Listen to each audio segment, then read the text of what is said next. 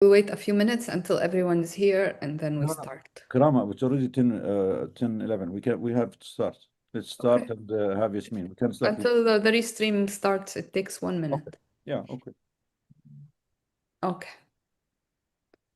Assalamu alaikum. Good morning, everyone. Thank you for joining Doctors Against Genocide weekly webinar today. Today is the first webinar of 2026. Hopefully this will be a better year than 2025. Happy New Year to everyone in our global community. Happy New Year to our people in Gaza. And congratulations to the class of the Phoenix who just graduated. We renew our commitment this year to each one of us at Doctors Against Genocide, to all of you in the global community, to our colleagues, to our supporters, and our commitment is always to justice, equality, and safe spaces for the medical communities, for the patients, for the families, for everyone to strive and to be the best they can. So thank you for joining us this new year. Today we will start with a very, very, very special guest. We will start with Mrs. Yasmin Hamada, who is also Mrs. Al-Bursh. She is the wife of the late Dr. Al-Bursh, Adnan Al-Bursh. Dr. Adnan Al-Bursh, as you know, is the distinguished orthopedic surgeon who was incarcerated illegally by the Israelis, and unfortunately he was killed. He is succeeded by his wife and his children, and they will join us today and give us an update.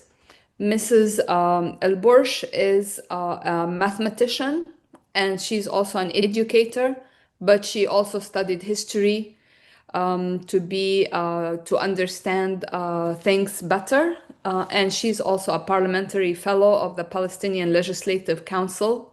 She's a Jerusalem ambassador and a dedicated youth activist. We are honored to have her today, and she will talk to us with her children around her, so we will get an idea on how wonderful, cute, and ambitious these children are. We will also be joined by Aiz Lulu. Dr. Aiz, now he's a doctor, he's no longer a student. He's the founder of Samir Foundation. He has been our partner for many, many months now, and he just graduated medical school, the class of the Phoenix, representing a new generation of medical professionals who will carry on the mission of medicine in Gaza, the medicine that never leaves and has kept the hospitals open under extreme conditions that are unheard of. We will have a speaker from Rohingya, Muhammad Yassin, who will speak to us about the camps in Rohingya that has a very particular and difficult situation, and we are trying to understand more and more from people on the ground. As always, we will hear from our partners in Congo and Sudan. We will also hear from Eid Suleiman from Mesafir Yatta today. Hopefully he will be able to join us. This webinar is broadcasted on YouTube, on X, and on Facebook. So hello to everyone who's joining us from there, and LinkedIn as well. And thank you so much. Nidal, should we start with Mrs. Yes. El-Borsh? Yes, let's start with Yasmin. تفضلي. Yes, Yasmin, please join us. بتحبي تحكي بالعربي ولا بالإنجليزي؟ ماكس بالعربي ترجم translation أكيد رح يتعمل بالعربي؟ translation. Somebody has to translate, I don't want to miss anything. Yeah, Dr. Sui will translate. So you can speak some mix and Dr. Sui will translate the rest. تفضلي اعتز ياسمين. بعربيتنا. لا ما بمزح نضال، احنا بنترجم لك ياسمين، بس احكي جمل قصيرة عشان نلحق عليكي. براحتك. اوكي رح يكون سلولي بطيئة وجمل بسيطة هيك. يعني انه بس انتبهي انه يعني بدنا كل 8 جملة نتذكر. بنرفع ايدنا انه نترجم لك او بعدين بتكملي شيء زي هيك. نضال ليش مش بتغير بدها الزومينج ترجمة عندكم ما please. بيترجم ترانزليشن؟ انا شفته بلقاء مع بين الدكتور غسان ابو ذوري كان بيترجم لحاله قبل شريط. احنا do it yourself، كل شيء احنا بنعمله لحالنا. احنا مش هاي تك على الاخر يعني شوي. اه Yeah, we like to do طيب it ماشي. the أنا old لو school على way. فكرة لو بعرف هيك كان أنا حضرت بالإنجلش وحكيت بالإنجلش، مش لا بس لا ما منيح. توقعت. المرة الجاي. انت مش الوحيده هيك، ما في عندنا ناس كثير، كل الناس كثير من غزه بيجوا طيب أوكي بيترجموا لنا. براحتنا تمام. براحتك. نبدأ احكي شوي ستارت. احكي شوي Yes بالانجلش. يا please. تفضل ياسمين. يس. يلا أوكي. طبعا اليوم أنا بشكركم من قلبي من قطاع غزة لاستضافتي عندكم في الويبينار. شكرا شكرا كثير لكم. طبعا أنا كزوجة مكلومة بوجه سلامي إليكم، من زوجة قلبها يمتلئ بالحزن والفقد. طبعا قلبي ممزوج بأمل إنه يبعث طيف الدكتور عدنان البرش المقاوم الذي قاوم بوشاحه الأبيض وابتسامته العريضة الحلوة اللي ما غابت عن عيوننا. عدنان البرش لم يكن مجرد طبيب، بل كان نموذج فريد للمقاومة الإنسانية. قاوم بمشرته، قاوم بعلمه، قاوم بصبره. تمام هيك دكتور؟ عادي؟ تفضل. نضال بدك تترجم؟ انت ترجمه اذا بتقدر لو سمحتي. Okay.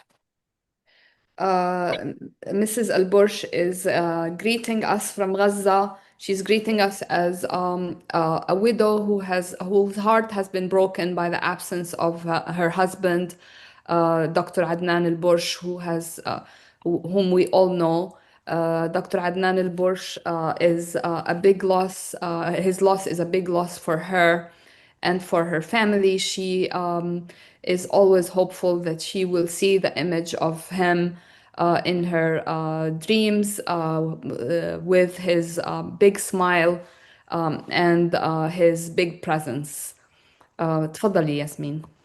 طبعا بدي أحكي عن مقاومة عدنان البرش في مستشفيات قطاع غزة حتى يكون نموذج لأطباء العالم، لأنه عدنان بمقاومته دخل التاريخ من أوسع أبوابه بمقاومته وبصموده وبقائه داخل المستشفيات. Yes. Mrs. Al-Bursh is going to talk to us about her husband's resistance, the resistance in the form of staying in the hospital and not leaving the bedside of his patients.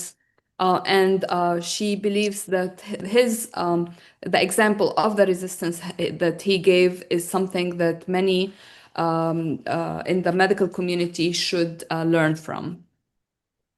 عدنان من أول ما تخرج من 2009 من الأردن بعد ما حصل على البورد، ما عمل أي عقد مع أي دولة أجنبية ولا أي دولة عربية. لا، حكى إنه أبناء شعبي وأرضي ووطني بيحتاجوني، فتوجه فورا بعد ما خلص تعليمه لقطاع غزة لحتى يعالج الجرحى والمرضى في قطاع غزة، لأنه الشعب الفلسطيني محتاج لتخصص مثل تخصص دكتور عدنان، بما إنه إحنا نقبع تحت احتلال، كان أغلب الإصابات كلها كانت في العظام. Dr. Adnan he graduated from Jordan, and he graduated with specialty in orthopedics, as we all know. He never entertained the idea of signing a contract outside of Gaza in the Arab or the Western world. He wanted to come back immediately to Gaza, knowing that there is occupation and knowing that there is a lot of injured people, especially in terms of orthopedic injuries. And he came back where he is needed most. طبعا عدنان من 2009 لحد ما استشهد في 2024 عاصر عدة حروب. كان على طول مجرد ما تقوم الحرب أو أي تصعيد من الاحتلال كان على طول يسيب البيت ويسيب أطفاله وزوجته ويقطع إجازته وفورا يتوجه للعمل ويبات في المستشفى لحد انتهاء الحرب. زوجته وأطفاله ما يشوفوا نهائي، يضلوا مع جرحاه ومرضاه، ما يتركهم أبدا. From 2000 to 2009 to 2024, which is the span of Dr. Adnan's career, he lived many wars in Gaza. Whenever there is an attack on Gaza that was almost always associated with a lot of injuries, Dr. Adnan would leave his home, would leave his wife and would leave his children. They would not see him for many days until the attacks are ended, because he spent his time in the hospital treating the wounded. عدنان قاوم منذ بدء حرب 2023، قاوم الاحتلال ببقائه في المستشفى. لم يستجب لمطالب الاحتلال بأنه يترك المستشفى يتوجه إلى جنوب القطاع ويترك مرضاه وجرحاه، بالعكس ضلوا مكانه مقاوم في المستشفى تحت القصف والحصار، ضلوا في مكانه، ما ترك مرضاه أبدا. من أول الحرب ساب زوجته وأولاده وضلوا مع مرضاه وجرحاه، بالرغم إنه إحنا كنا محتاجينه لأنه كنا نحس بالأمان وهو موجود عندنا. Dr. Adnan al-Bursh resisted, and he resisted in 2023 by refusing to leave the hospital where he was working at. He was determined not to leave the north, even though the orders of evacuation kept coming to him and to his colleagues. He left his wife, he left his children, even though they needed them. They needed him because his presence would give them peace and comfort, but he chose to be with his patients rather than comfort his own family. تفضل ياسمين. عدنان في خلال الحرب الأخيرة حوصر ب3 مستشفيات. احكي لنا في أسماء المستشفيات لو المستشفى سمحتي. إيش؟ احكي لنا أسماء المستشفيات الثلاثة. عدنان حوصر ب3 مستشفيات، في مستشفى الشفاء الطبي، وحوصر في مستشفى الإندونيسي أيضا. عندما ترك مستشفى الشفاء توجه إلى المستشفى الإندونيسي بشمال قطاع غزة، وحوصر في المستشفى وتم إصابته بعد قصف المكان اللي كان موجود فيه. اتصاب الدكتور عدنان في المستشفى الإندونيسي وهو محاصر. أيضا بعد الهدنة توجه إلى مستشفى العودة في شمال قطاع غزة أيضا، وحوصر في هذه المستشفى وتم اعتقاله وهو رأس عمله. Dr. Adnan was surrounded in each of the 3 hospitals that he worked in 2023. He started at Al-Shifa. When Al-Shifa was completely surrounded and everyone evacuated, he left and went to Indonesian hospital, which was also in the north. In the Indonesian hospital, he was injured because the hospital was attacked exactly where he was in the hospital. He continued to work, and when the Indonesian hospital fell, he went to Al-Auda Hospital, where Al-Auda Hospital was surrounded, and he was arrested and taken by the Israeli forces from Al-Auda Hospital while he was taking care of patients. طبعا عدنان أول الحرب عرض عليه إنه يسافر برا فلسطين ويتعاقد مع مستشفيات في الخليج، لكن هو رفض، ما رضي يترك مستشفيات غزة ولا رضي يستجيب للاحتلال ويترك المستشفى، لأنه إذا هو اوريدي هو طلع وباقي الأطباء طلعوا واستجابوا للاحتلال، إذا المستشفى سقط المستشفى. وبالتالي إذا سقطت المستشفى طبعا الأطباء هم خط الدفاع الأول في الحرب، فإذا تركوا مكان عملهم إذا بالتالي سقطت المستشفيات وسقطت البلد كلها. ما رضي يترك المستشفى وظل صامد فيها. Since the start of the war, Dr. Adnan was offered contracts in the lucrative Gulf countries, but he knew that if he accepts any of these contracts, that means he would leave the hospital, and that means that all the hospitals would fall, because once the doctors start leaving to work elsewhere, the hospitals would fall, and that means the fall of the whole Gaza Strip. طبعا عدنان كان كمان يقاوم بالعلم والمعرفة. عدنان كان أحد أعمدة أطباء الأكاديميين اللي كانوا يدرسوا في الجامعات، كلية الطب ككلية الجامعة الإسلامية والكلية المجتمع. كان هو أحد الأكاديميين اللي كانوا يمارسوا مهنة التعليم في كليات الطب. درس أجيال من الأطباء ورباهم على الكفاءة والرحمة والالتزام رغم الظروف الصعبة اللي بيعانيها الأطباء في قطاع غزة والطلاب. فكان مدرس في كلية الطب، وبالأمس كان في احتفال لخريجين كلية الطب اللي أقامتها مؤسسة سمير. الأمس كان في احتفال في ساحة مجمع الشفاء للأطباء اللي تخرجوا في الفصل هذا. كان احتفال كتير رائع، وكان من ضمن الطلاب درسهم عدنان في كلية الطب، وهذا الشيء بنفتخر فيه. Dr. Adnan was also resisting, in addition to treating patients, by spreading his knowledge and by educating the medical students, providing medical education in the Islamic University. and in community colleges. He taught the students, he taught them medicine, he taught them how to have empathy, how to be competent, and how to be committed to their craft. Yesterday, as we all know, there was the graduation of the class of the Phoenix. Many of the students in the class were educated by Dr. Al-Borsh, and the ceremony was supported by Samir Foundation, which we will have Izz hopefully in next to talk to us about the graduation. Please go ahead. Izz is here with us now. ممتاز. عدنان كان يقاوم بالإنسانية، ما كان يميز بين أي مريض أو آخر، كان بيعرف ابتسامته الحلوة وكان بيعرف بإيده الحنونة، كان يعالج صديق قبل العدو، كان يعالج العدو قبل الصديق، بدليل إنه هو محاصر في مستشفى العودة إجا الجيش وجاب له حالتين ورماهم بالاستقبال وحكى خلي البرش يشتغلهم. فعدنان عالج العدو قبل الصديق أيضا، يعني كان إيده حنونة، كان على أبناء شعبه وحتى على عدوه كان برضه حنون، كان يعالج. كمان وهو محاصر وهو مأسور جوا السجن، اجوا بروفيسورات كبار، أطباء بروفيسورين من تل أبيب، اجوا طلبوا في السجن مقابلته لحتى يجلسوا معه وياخذوا من علمه. جلسوا معاه 6 ساعات، غاب عن المساجين 6 ساعات. المساجين خافوا على الدكتور إنه لحد الآن معقول في التحقيق وبالتعذيب. لما رجع الدكتور رجع لهم مبسوط بيضحك. ليش راجع مبسوط؟ أول مرة ترجع لنا مبسوط بعد التحقيق معك. بحكي لهم أنا إجاني بروفيسوريين أطباء جلسوا معي وأخذوا من علمي وأخذوا من خبرتي، وهذا الشيء بنفتخر فيه إنه طبيب وإنسان وعنده علم قوي، وحتى الاحتلال استعان فيه يعني. Dr. Adnan Al-Borsh also resisted with humanity and with his laughter and his smile. He treated everyone the same. He treated his enemies and his friends the same. He was empathetic, and to the degree that the Israelis actually brought 2 soldiers for him to treat them while he was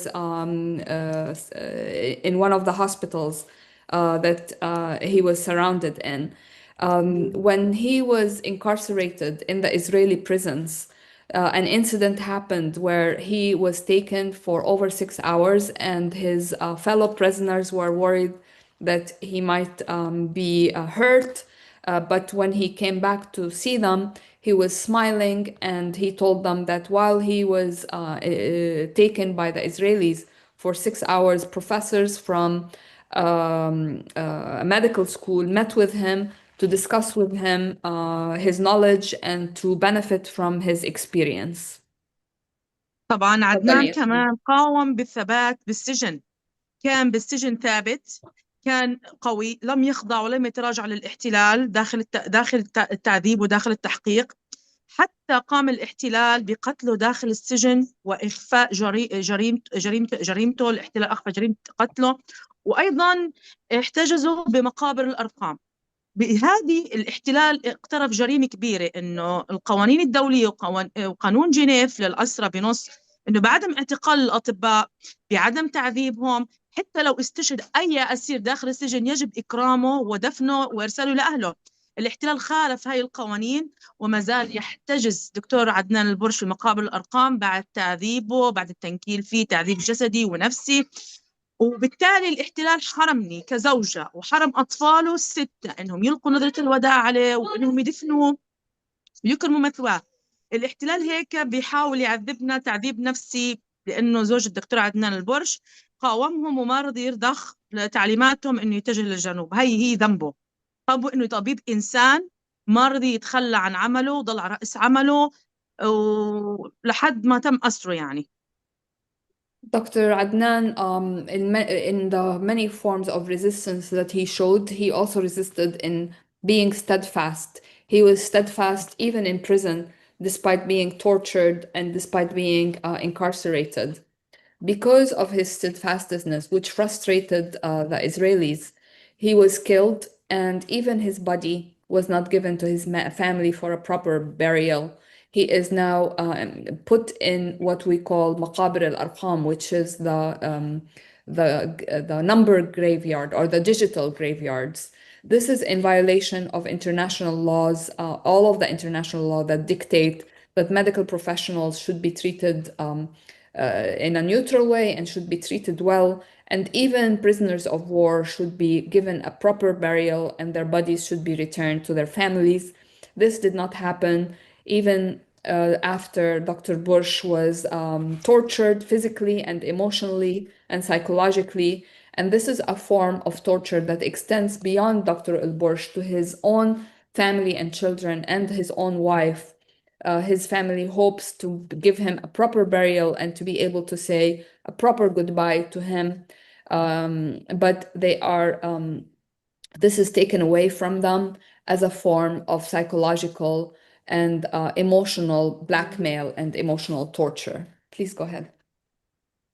عدنان البرج طبعا بمقاومته رحل وترك لنا إرث كبير. ذهب عدنان وبقي اسمه في القلوب، في قلوب مرضاه، في قلوب جرحاه، في قلوب أيضا طلابه اللي درسوا تحت إيده، أيضا في قلوب كل الأطباء اللي كانوا موجودين عندنا في قطاع غزة واللي زارونا من برا قطاع غزة. عدنان كان طبيب شاهد على مجازر الاحتلال الإسرائيلي. عدنان كان شاهد على حصار المستشفيات الإسرائيلية. مستشفياتنا داخل قطاع غزة لما حاصر الجيش الإسرائيلي كان هو شاهد على هذا الحصار. عدنان أيضا شاهد على تعذيب الأسرى داخل سجون الاحتلال. والآن قضية عدنان باحتجاز جثمانه هي أيضا شاهد على ارتكاب للاحتلال لجرائم متعددة، من حصار مستشفيات، من قتل للأطباء في داخل قطاع غزة وهم في بيوتهم، وهم أيضا كمان أيضا داخل المستشفيات قام بقتلهم داخل المستشفيات كالممرضين والأطباء. يعني قضية عدنان قضية كبيرة كتير، وقضية الأطباء بالذات في قطاع غزة قضية كبيرة لازم الكل يوقف معها. لازم نكون عون لهذول الأطباء لأنهم هم خط الدفاع الأول في الحياة والإنسانية في قطاع غزة. لولا الله ثم هم لكان الشعب الفلسطيني خلال الحرب الإبادة هاي كلها ضاع، كان بطلت في حياة يعني بقطاع غزة، كان كل الجرحى اللي تصاوبوا كان كلهم الآن في عدد الأموات. مظبوط يعني. Okay, Dr. Adnan Bush left us a very big legacy. He was a witness. He witnessed because of his legacy, his name will never be forgotten by his patients, by his colleagues, by his students, by the wounded he treated. He was a witness to the torture in the Israeli prisons. He was a witness to the destruction of the hospitals. He was a witness to the occupation forces committing the crimes of killing prisoners inside the prisons, the destruction of the hospital. His life is a witness that the doctors of Gaza did not leave their patients, and they kept the hospital running despite the fact that they were themselves attacked and themselves starved and tortured. The legacy of the doctors of Gaza is that they kept the medical system running along with other medical colleagues, nurses, and other healthcare workers. And that is a legacy that the medical community should remember everywhere in the world. تفضل ياسمين. طبعا كل التحية لكل أطباء غزة اللي شاركوا في علاج المرضى والجرحى خلال حرب الإبادة.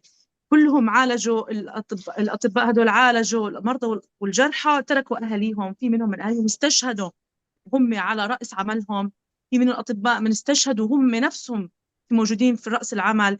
هناك أطباء عالجوا المرضى وهم مرميين على الأرض في الممرات، ما في أسرة إلهم، عالجوا المرضى، ما في أدوية، ما في أجهزة. يعني بذكر إنه عدنان لما كان محاصر في الأندونيسي جتهم حالة كبد فيها شظية، وصاحب الكبد هذا بينزف. عدنان حكى لي إحنا ما قدرنا نعمل له أي حاجة. بحكي له ليش؟ بحكي لي إجانا لا عنا تخدير، كان محاصرين في المستشفى ما في عنا تخدير. إجانا ما في عنا بنك دم، مخلص الدم من عنا وهو نزف ودمه 3 كان هذا المريض.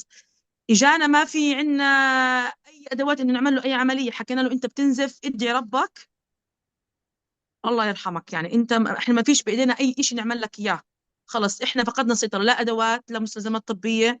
في أطباء كوادر بس ما في عنا أي شيء نقدم لك إياه. يعني هاي إحنا بكارثة الآن. إحنا في قطاع غزة بنواجه كارثة. عندنا نقص في الكوادر الطبية، في منها من استشهد، في منها من هو أسير، في الآن من هو خارج القطاع، في من هو الآن مريض متعب منهك من الحالات اللي شهادة داخل الحرب وعمل عليها. فإحنا بنواجه نقص في الأدوية، نقص في المعدات الطبية. يعني أنا أول امبارح رحت مع جارتي راحت تولد، جهاز تخطيط الجنين عايش ولا ميت مش موجود. الست ولدت من غير جهاز تخطيط للجنين. عندنا نقص أجهزة مش طبيعي يعني، تخيلوا. Um,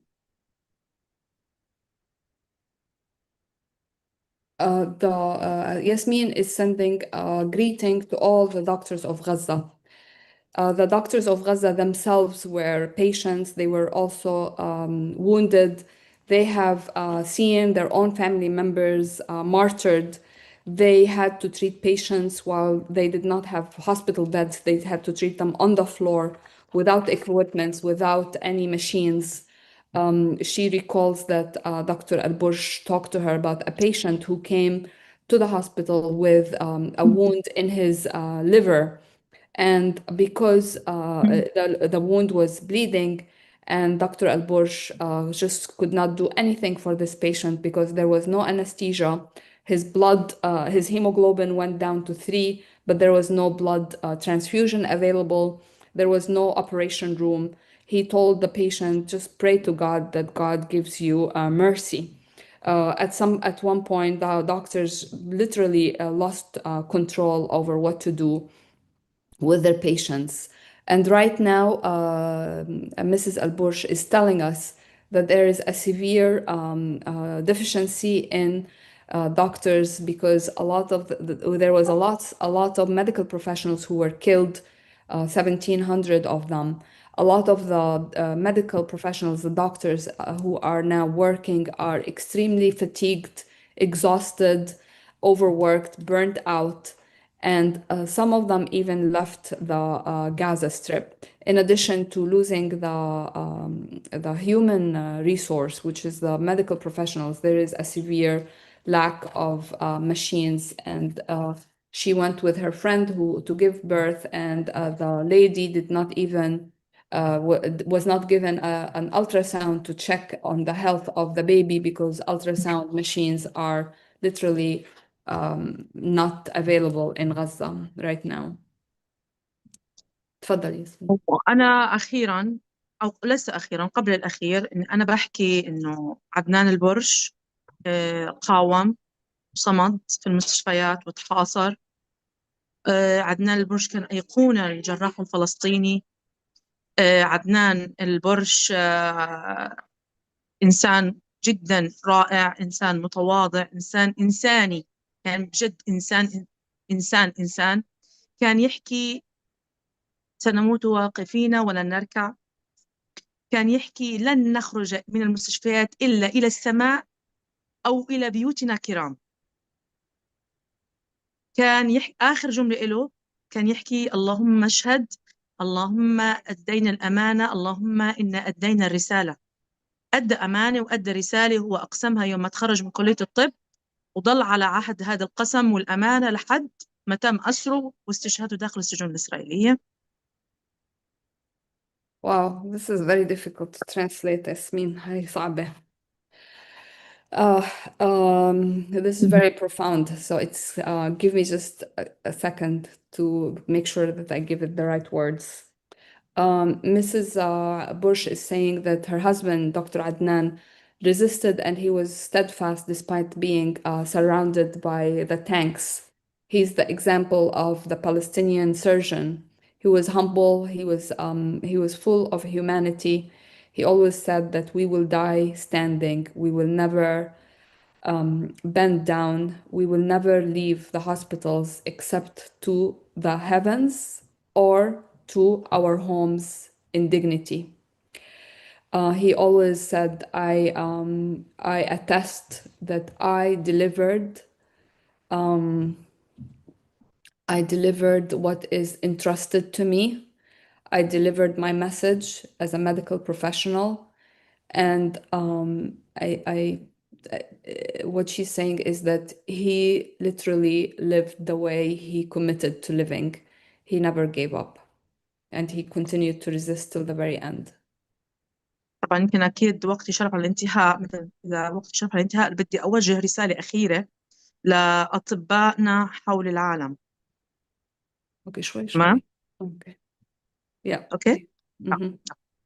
طبعا إحنا من أرض الحصار، من غزة المحاصرة، من المستشفيات اللي بلا كهرباء وبلا وقود وبلا معدات، من غرف العمليات اللي امتلأت بالجراح، والأرض اللي ارتوت بالدماء في جميع المستشفيات.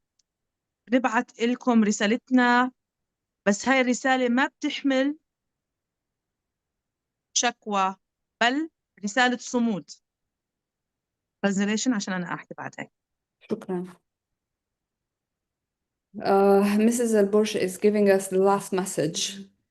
This message is to all the doctors of the world. And this message is coming from Gaza, Gaza the besieged, and Gaza with its hospitals that have been destroyed. The hospitals that have seen the wounded, the hospital floors that are irrigated with the blood of the wounded. The message is not a message of grievance. The message is a message of hope. تفضلي. بنقول لكم إنه أطبائنا في قطاع غزة بيقاوموا بالعلم، بيداووا الجرحى، بيداووا القلوب المكلومة، بيجروا العمليات تحت القصف والحصار، بيضمدوا الجراح. نحن لا نملك التقنيات، لا نملك المعدات اللي بتمتلكوها انتو في مستشفياتكم حول العالم، لكن بين ايديكم تملكوا انه تكسروا إرادة المحتل وتنتشر رسالتنا حول العالم، لأنه رسالتنا رسالة لا تموت. نرجو منكم أن لا تصمتوا. أوكي. معلش. It's, the message. The doctors of Gaza resisted with science, resisted with knowledge, resisted with treating their patients. The broken hearts of Gaza have resisted despite the besieged, despite the attacks, despite the violence against them, despite not having the equipment to treat their patients. They do not have any of the resources that the doctors around the world have. And their message to the doctors around the world is that you can do a lot for the colleagues in Gaza. You can break the siege on Gaza. You can break the will of the occupation and know that the message of Gaza will never die. نرجو منكم أن لا تصمتوا عما حدث لأطباء غزة وللشعب الفلسطيني. كونوا صورة لنا، كونوا صورة لمن لا صوت له. أوصلوا معاناة الشعب الفلسطيني ومعاناة الأطباء إلى المحافل الدولية، إلى مؤسسات حقوق الإنسان. اضغطوا بمواقفكم على الشعوب وعلى المنظمات الدولية. فالطب رسالة إنسانية لا تعرف الحدود. فلتوصلوا صوتنا إلى كل العالم، إلى كل من لن نستطيع أن نصل إليه. شكرا. The message is do not be silent. Do not be silent on what happened to the doctors of Gaza and to the people on Gaza. Be the voice for those without a voice. Spread the message about what happened to the institutions in Gaza. Spread the message to the medical institutions, to the humanitarian institutions. Put pressure on the officials, put pressure on the organizations, the institutions, that this should not have happened and should not continue to happen. This message is without any limit. It is a message to the whole world, a message without borders. تفضلي. أوجه إليكم دعوة لتزورونا في قطاع غزة، لأننا نحن نحتاج إلى كوادر طبية متخصصة لأنه لا يوجد الآن لدينا كوادر طبية كفاية لتقوم بتضميد جراح مرضانا وعلاجهم وإجراء العمليات. أيضا نحتاج إلى معدات طبية، بما أنه أكثر من 70% من مستشفيات قطاع غزة دمر بالكامل، فلا يوجد عندنا أجهزة ولا معقمات ولا كوادر طبية. فالشعب الفلسطيني والجرحى كلهم باحتياج إلى كوادر ومعدات. فاللي بيقدر إنه يجي على قطاع غزة يزورنا ويساعدنا بهاي الأشياء بنكون مشكور كتير كتير له. يعني نتشرف بزيارتكم إلنا ولعلاج جرحانا ومرضانا. This is an open invitation for a visit to Gaza. We need specialized medical teams. We need we do not have the needed specialties, and we do not have the needed equipment. 70% of the hospitals are destroyed. We need specialized teams. We need medical equipments, and we will be honored for those who visit us. And we need the medical community to be there in Gaza to help the doctors and the nurses in Gaza. تفضلي. أيضا خروجكم بمسائر لدعم الأطباء وضحض أفعال الاحتلال من إبادة الأطباء شيء كتير كتير يعني مشرف لإلنا، وبيقوي الأطباء وبيدعمهم، بيرفع نفسيتهم ومعلوماتهم. إنه في أطباء من نفس يعني مجالنا بيدعمونا حتى من الخارج، وفي هذه شيء جميل جدا. يعني دائما بشوف مسائر كتير تطلع بتدعم الأطباء وبتدحض عمل الاحتلال فيهم، تعذيبهم وأسرهم وقتلهم أيضا، ورفع صور منهم. بشوف دكتور عدنان، دكتور إياد الرنتيسي، ودكتور حسام أبو صفية. فشيء هذا الشيء كتير كتير بيسعدنا كأهالي الأطباء وزوجاتهم، وبيسعد برضو الأطباء وبعملهم دعم نفسي. فشيء جميل. بشكر كل اللي بيطلعوا، وبتمنى كل اللي بيشاهدونا وبيسمعونا إنهم برضو يشاركوا بهاي المسائر. When going on protests, going on rallies to support the doctors in Gaza and speaking up for them and speaking up against the violations of their rights, it makes a difference. It raises the morale of the staff in Gaza, especially when their colleagues are supporting them, especially if the colleagues are from outside of Gaza. This is a very beautiful thing. It raises the morals. It makes the people in Gaza, especially the doctor, feel happy and supported, and it's always a beautiful thing to see. وأخيرا بشكركم لاستماعكم لإلي ودعوتي للمشاركة معاكم حتى تسمعوا صوتي وتسمعوا نموذج كعدنان البرج كنموذج مقاوم. شكرا كثير لكم. Thank you for having me. Thank you for listening to me, and thank you for allowing me to speak about Dr. Adnan al-Bursh and his brand of resistance, and happy to be here.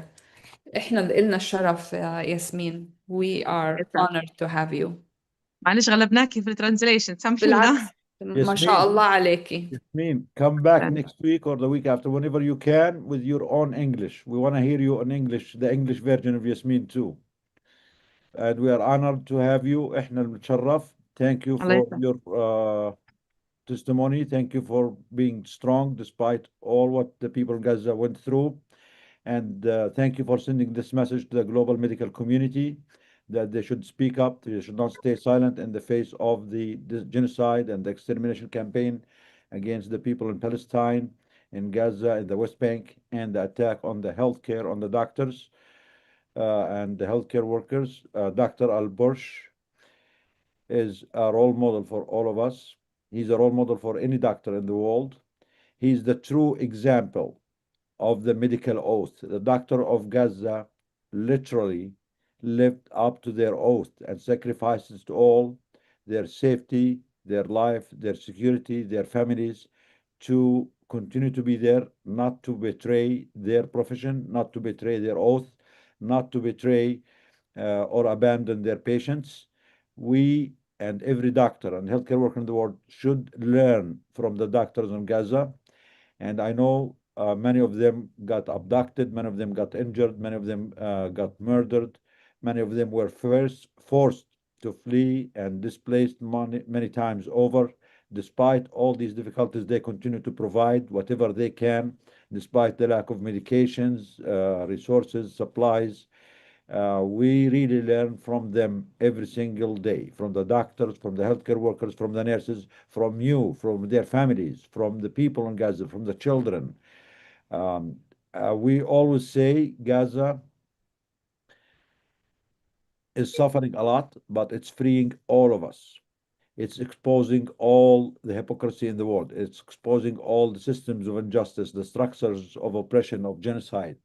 And we can never pay Gaza, the doctors of Gaza, the people of Gaza back for all what they exposed to us and all what we learned. And you are making all of us free. You are making all of us stronger. And thank you for sharing this message to the global medical community, your colleagues, your patients. Everyone is being exterminated in front of your eyes. And it is a betrayal to the profession of medicine. It's a betrayal to humanity for any doctor or any healthcare worker in the world to stay silent in the face of these injustices. And thank you for inviting all of us, the open invitation for every doctor, any healthcare worker in the world to go and visit Gaza and to help the doctors, the nurses there who have been exhausted through 2 years, more than 2 years of genocide. We know that there is a lot of help that the world should continue to help and provide the people of Gaza. There's an open call for everyone to keep up the pressure to end the occupation, end the siege, end the genocide, so we all can go there and help our people. Thank you, Yasmin. And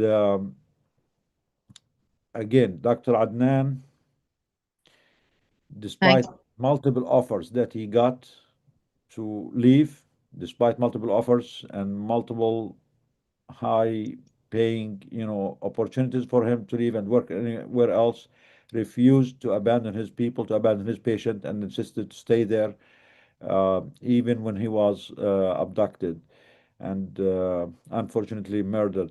My question, أنا في عندي سؤال لإلك. في أي تحقيق, is there an investigation being done with the circumstances of his death? ياسمين, إذا سمحتي. دكتور. في أي تحقيق في ظروف وفاة الدكتور عدنان؟ في عندكم أي محامي بتابع هاي القضية؟ للأسف إنه أنا من رابع يوم ما استشهد الدكتور عدنان، من رابع يوم ما استشهد الدكتور عدنان البرش عينت محامي لحتى يسترجع جثمانه. مصلحة السجون حكت إنه موضوع عدنان البرش انتهى من عندنا، موضوعه الآن عند وزارة الدفاع. طبعا من يوم ما استشهد أو خلينا نحكي من يوم ما انأسر لحد ما استشهد، ما عرفنا شو التهم الموجه له، ما عرفنا ليش انحبس، طيب ما عرفنا ليش انقتل، بس عرفنا كيف انقتل عن طريق الأسرى المحررين اللي طلعوا حكوا لنا كيف انقتل داخل السجن. بس لحد الآن ما بنعرف أي نتيجة، ما توصل معنا الاحتلال يحكي لنا شو نتيجة قتله كيف ووين، يعني ما في.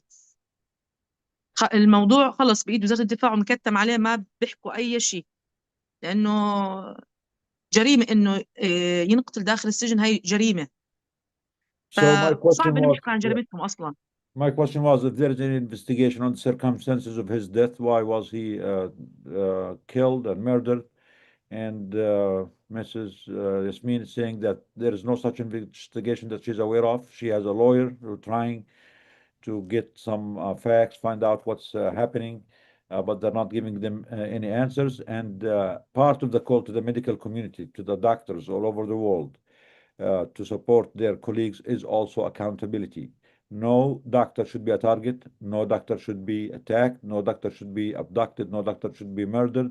And insisting on the accountability of those who murdered them or attacked them is part of the solution and part of the lesson to prevent future attacks on healthcare. This is a call for the global medical community to insist that there should be an independent international investigation into the abduction and the murder of Dr. Adnan and his colleagues, along with Dr. Hussam, who continue to be tortured, as we know now.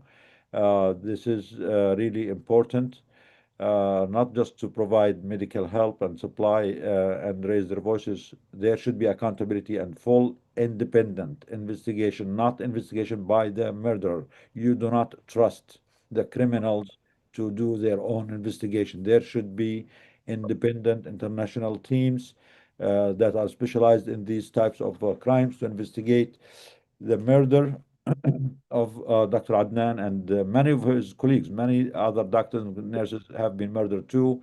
Those who continue to endure, there should be a stronger call to release them unconditionally and immediately back to their families, back to their hospitals, so they can provide.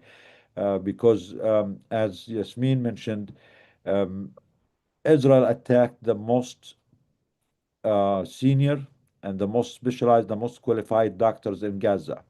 It was not a random attack. Most of the high-ranking doctors, the ones who have the most experience, were either killed or injured or abducted. And that was a systematic attack to destroy the healthcare infrastructure in Gaza and to make the hospitals collapse so they cannot provide. It is part of the extermination campaign, because we know that the medical community, as Yasmin said, is the first line defense on the people, and it is the last line of defense on the people. Doctors, healthcare workers are the defenders of humanity, the defenders of life. And once you get rid of them, as Yasmin mentioned, it becomes easy to dispose of the rest of the community. And I know when we used to hear from Dr. Hussam Safiya and many people in the north of Gaza, they used to say, as long as the hospital was working, as long as we saw the lights of the hospital, we stayed in our homes, because at least we know that if anything happens to us, there is a place we can go to get treatment or taken care of. But once the hospital lights are turned off, once the hospital is not functional, we usually move, because we just don't feel safe anymore. So part of the attack on the healthcare system is part of the is a message to the rest of the community to leave and to make them lose hope. So ياسمين شكرا لك, thank you. شكرا كثير انك جيتي. And Allah خليكي, please, whenever you have a chance, come back next week. We need updates. If you hear any updates, we will need to hear more from you.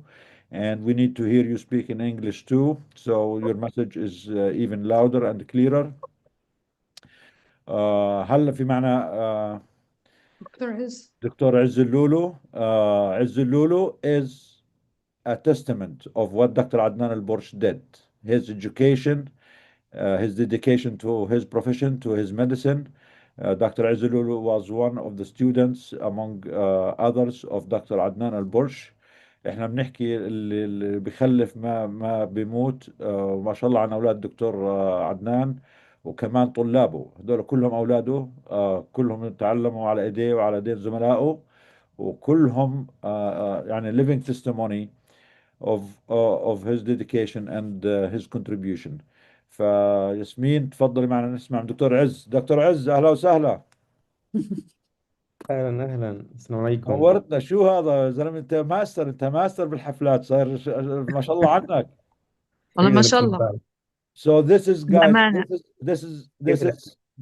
these are things that you only see in Gaza. There is all the mixed feelings together. The feeling of loss, the feeling of death, of losing the people that you love the most. Yasmin lost her husband, Dr. Adnan. Izz lost his father and many members of his family. But despite all of this, and precisely because of this, we refuse to stop. We refuse to abandon life. We refuse to give up on life. And we continue all what we can to cherish their loss and to make sure that their loss was not in vain, and that we continue to persevere and to rebuild and to stay there. I mean, I don't know how to describe this. Maybe Izz better than us. يلا, I'll leave it to Izz. تفضل Izz, share with us everything. طبعا أول شيء الدكتورة في عندنا الدكتورة ياسمين ام يزن، تكون زوجة الدكتور عدنان البرش. صحيح احكي صحيح. معها بالعربي شوي، درش لا شوي لا بدك لا، انا تحكي معها. بعرفها كويس، وبعدين تعرفها هي منيح؟ ليش دكتور سمعتها عز بقالي حبيبي زمان. طب ليش الدكتور مخبيها عدنان عنا من زمان؟ وتلميذه نجيب. انا دائما بشوف الدكتور عز وبكون دائما بعمل يعني بكون مع بعض، بنكون دائما بلقاءات وحضورات مع بعض. وامبارح كان عازمني على حفلة التخرج تبعت الأطباء، حفلة التخرج الأماني كان امبارح حفل رائع رائع رائع، قمة الروعة الحمد وجهد لله. كتير كتير مبارك. عز الحمد لله الأماني كان الحمد حفل لله. امبارح كتير كتير حلو.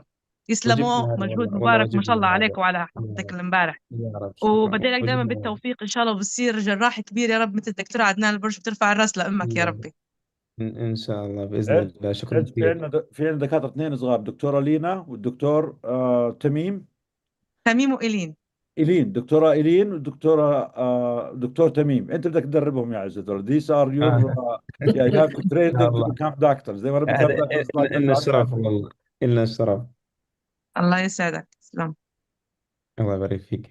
طيب first of all thank you so much Dr. Nidal, and for Dr. Again Genocide. Alhamdulillah, yesterday was not just يعني a graduation ceremony, it was a moment that carried history. I want to begin by saying Alhamdulillah, Alhamdulillah that despite everything Gaza has lived through, we were able to stand yesterday and celebrate 230 newly graduated doctors. Until yesterday, I was one of these students, and at the same time, I was also one of the organizers of this graduation ceremony through the Sami Foundation with the sponsors of Dr. Again Genocide and some of the other organization with the peace and human smile. That dual rule matters because this graduation was not organized for students or for foundations from outside. It was organized by people who lived the same reality, walked the same corridors, and studied under the same conditions. Uh, this was the largest medical graduation ceremony held in Gaza during the war. It took place at Al Shifa Medical Complex, a place a place known globally not just a hospital but as a symbol of suffering and medical resistance. These students did not study medicine in normal circumstances. They studied during bombardment, displacement, hunger, electricity cuts, and the loss of teachers, classmates, and family members.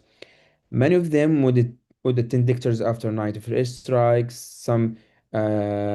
Some came to clinical training straight from funerals, and yet they graduated. That alone tells you something powerful about who these future doctors are, inshallah, like Dr. Adnan al-Borj. What impressed me most was not only their academic achievement, but their moral commitment. During the war, these students were not only learners, they were volunteers in emergency rooms, they assisted in surgeries, they helped triage patients when resources were almost non-existent. They were students who learned medicine while medicine itself was under attack. So when we say medical students of Gaza, we are not talking about passive victims. We are talking about active healers in the middle of catastrophe. That's why we named this cohort Phoenix cohort, فوج العنقاء, because they rose from destruction, not despite it. Organization this graduation was not easy. It took 2 full months of planning under these conditions. They were logistical challenges, security concerns, shortages of materials, constant uncertainty, and most important thing, the weather was very bad. But the organizing team, local volunteers, young doctors, students worked with extraordinary uh, professionalism, alhamdulillah. Every detail mattered. The dignity of graduates, the symbolism of the location, the inclusion of absent and martyred colleagues, and the message to the world. This was not a celebration disconnected from reality. It was a respectful act of resistance through education. And I say this honestly, the level of organization would stand proudly anywhere in the world, not only in Gaza. Samir Foundation was born from loss, from the same place where I lost 20 members of my family, including my father, Samir, who is still under the rubble till now, from Al Shifa Hospital complex itself. But the foundation was not created as an NGO project. It was created a moral responsibility to ensure that loss does not end in silence and that education continues even when everything collapses. Yesterday's graduation was one expression of that mission to work with the students from the beginning of their journey to the graduation stage and beyond, inshallah. And I want to speak very clearly here. This graduation would not have happened without generosity and courage of supporters who choose to stand with Gaza students.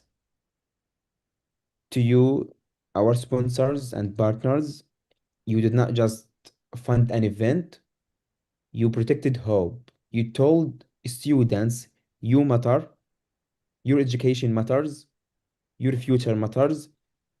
In a time when Gaza is often spoken about only in numbers and destruction, your support restored names, faces, futures, martyrs. The kind of solidarity is not charity, it's the ethical alignment. And we are deeply grateful to Doctors Against Genocide to their donation for this graduation ceremony. And we could not celebrate without remembering those who are missing. Medical students who were killed, six medical students. Six medical students from the Faculty of Medicine in Gaza. They supposed to be with us yesterday, but they killed before to reach the stage. And doctors who taught us and did not live to see this day. Dr. Adnan Al-Burj, Dr. Mirwan Sultan, Dr. Muhammad Dabur, Dr. Rafat Lubbad, all of them was killed by the occupation. And to colleagues who should have been on a stage but are now names we carry in our hearts. We believe their absence present with us. Their legacy walks with every graduate who took that oath. And we trust the most merciful sees them, knows them, and honors them far beyond what we can. Yesterday's graduation was not the end of a story. It was a statement that education survives siege, that medicine survives violence, that Gaza does not only bury its people, it raises healers. Thank you, Dr. Nidal. Thank you, Dr. Against Genocide. Thank you, everyone who supported this moment. Alhamdulillah. Thank you, Az. Do you want to share some videos from the yesterday graduation? If you want to share some Okay. videos with us or Yeah. something? I just get a video. Yeah, that would be about great. Yes. Yeah, okay. I just get a new video promo all the for all the graduation ceremony. Yeah. Wait. Wallah, Az, you make us proud and you make us happy. Jad. Despite all these, You're give us a glimpse of hope. دكتور ما انا ما كنتش الله يسعدك والله Take your time. يخليك لأهلك. Take your لا time. And I have a new mission for you. We have a new work. Since you are so good at holding these ceremonies, we want you to help Abu Hamza. They want to do it for the paramedics. So we need all your لا experience with Abu جاهزين. Hamza. الله يخليك. I'm ready إن شاء الله. يلا. Abu Hamza, you were there yesterday too, huh?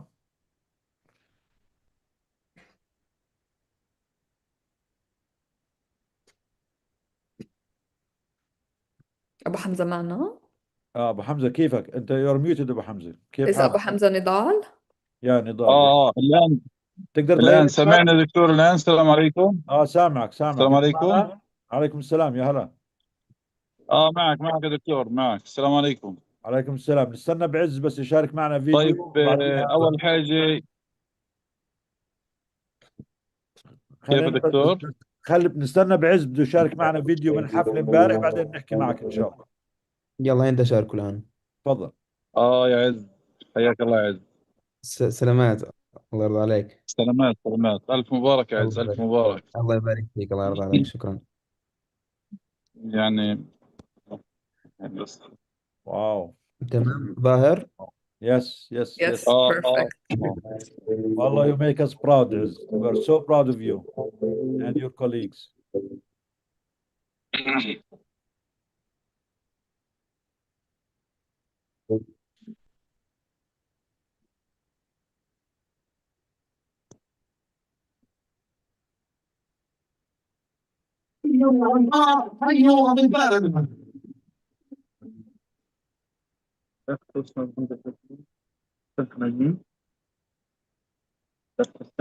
واسم زملائي وزميلاتي في كليتي.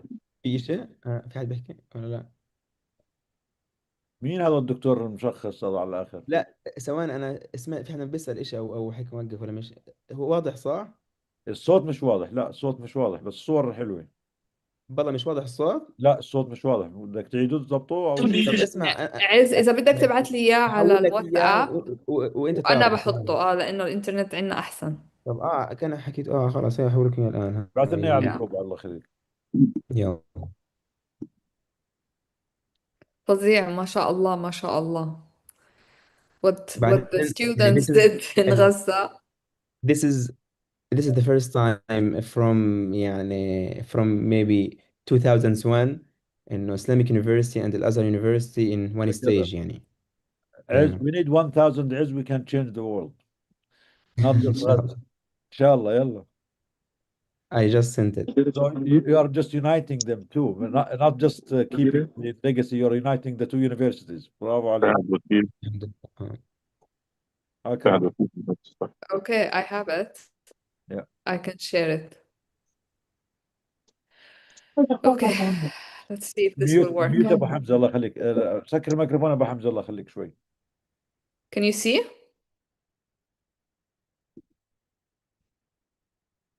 Yes, it's coming. Yep.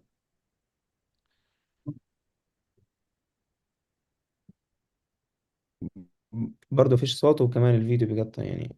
اه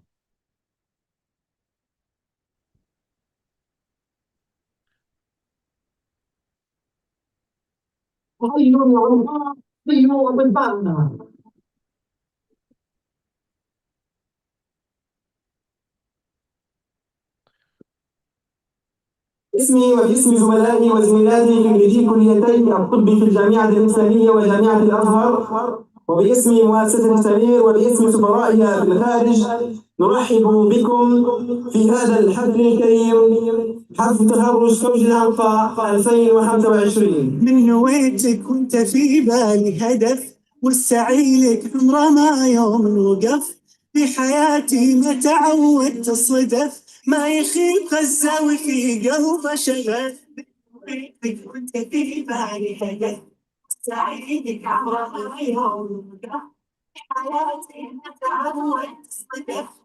أتقدم بجزيل الشكر والتقدير لطاقم مؤسسة السمير ممثلة برئيسها الأخ الدكتور عز الدين لولو. العنفة أكبر مثل اللي خطط وما وصل، الفخر بنذكر 26 نعلن عن إطلاق برنامج دعم الأطباء الجدد، وهو برنامج دائم ومحدد خصص حصريا لخريجي الكليات الطب دفعة 2025 من الجامعة الإسلامية وجامعة الأزهر. والآن نكرم الأكرم منا جميعا زملائنا الشهداء من خريجي هذه الدفعة المباركة.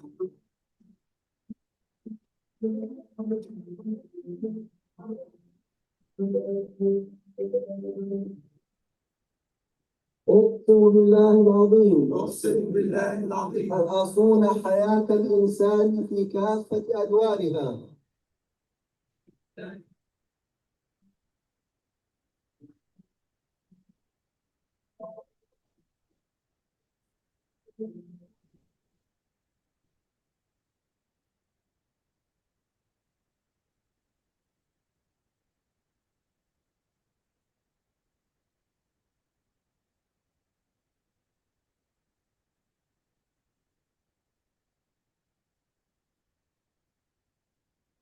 Bravo, bravo, bravo, Iz.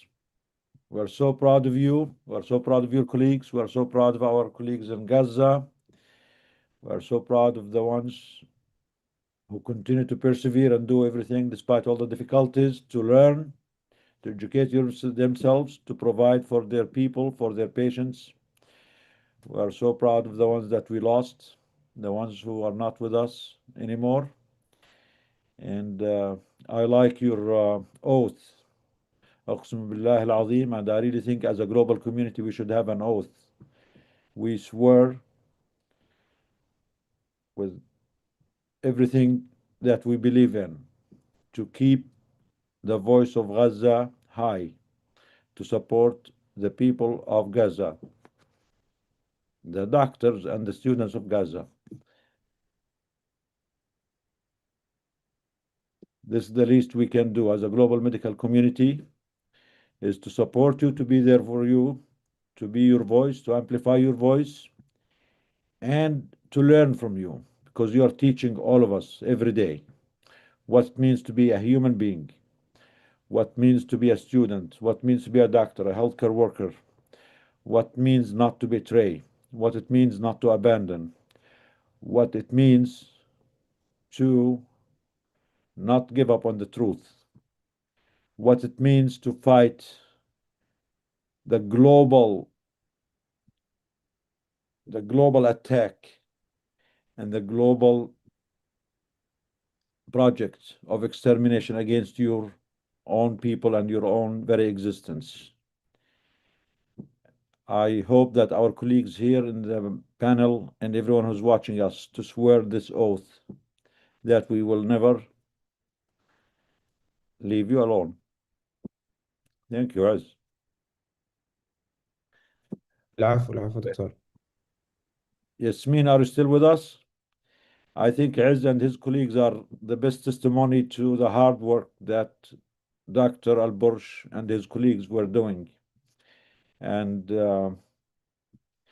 we have a saying in Arabic اللي بيخلف ما بيموت, وهذا خير خلف لخير سلف أو خير سلف لخير خلف.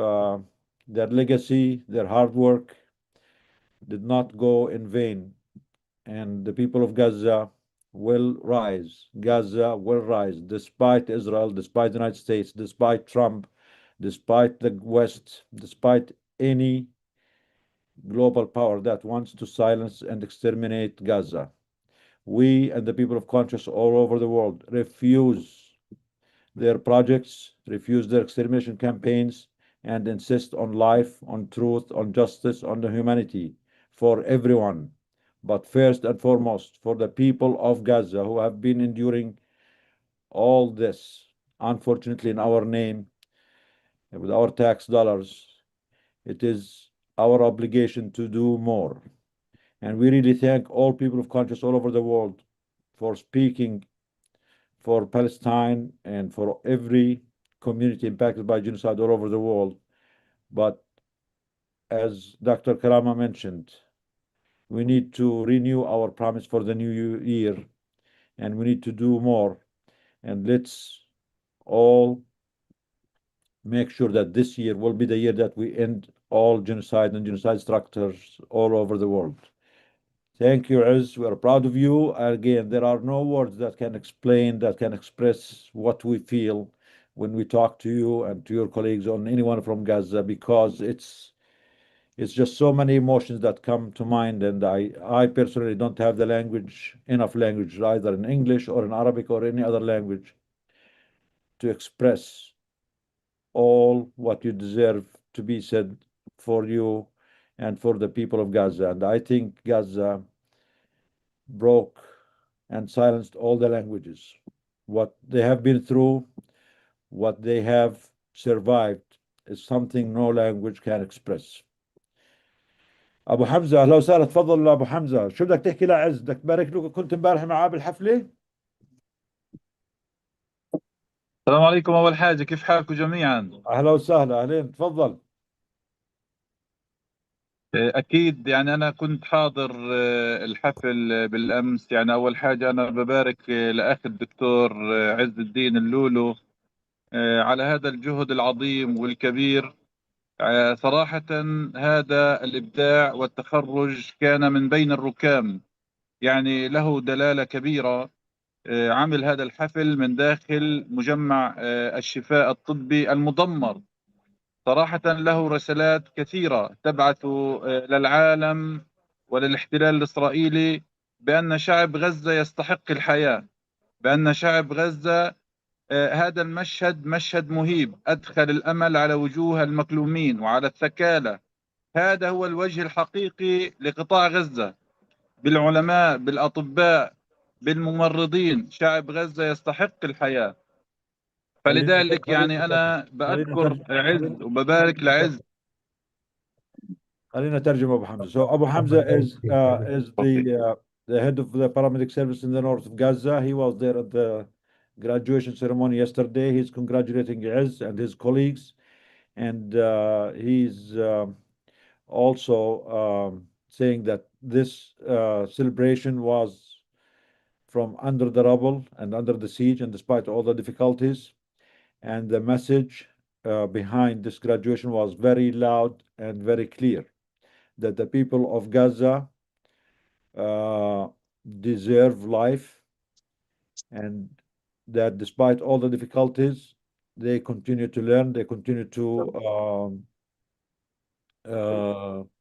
improve, and they continue to resist despite all the difficulties. تفضل. يعني صراحة يعني هذا الوجه الحقيقي لقطاع غزة. وأنا كمان مرة يعني صراحة أدخل السرور على العائلات الثكالى. هناك من هذه العائلات التي تخرج أبناؤها من الطب أو فوج العنقاء بالأمس، هم منهم شهداء من عوائلهم، ولهم قصص كثيرة وكبيرة. وكان دور لهؤلاء الأطباء وهم قيد الدراسة وهم يدرسون في الجامعات، كان لهم دور أساسي ورئيسي في صمود المنظومة الصحية في قطاع غزة. هؤلاء الأطباء الطلبة مارسوا عملهم الحقيقي في الاستقبال والطوارئ وأقسام العمليات في ظل انعدام وتدمير المستشفيات على مستوى قطاع غزة.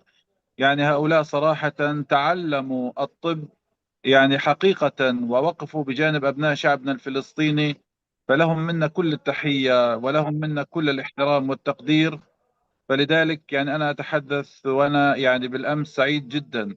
أنا عز الدين صراحة لم ألتقي فيه شخصيا، ولكن عندما استمعت لوالدته بالأمس وخرجت على المنصة وحكت سيرة عز اللولو وسيرة والده رحمة الله عليه، وتم تسمية مؤسسة سمير على والده رحمة الله عليه. هذا إرث عظيم، وهذا يعني في ميزان حسناته لما يقدمه عز من خلال مؤسسة سمير للأطباء وأبناء شعبنا الفلسطيني المكلومين.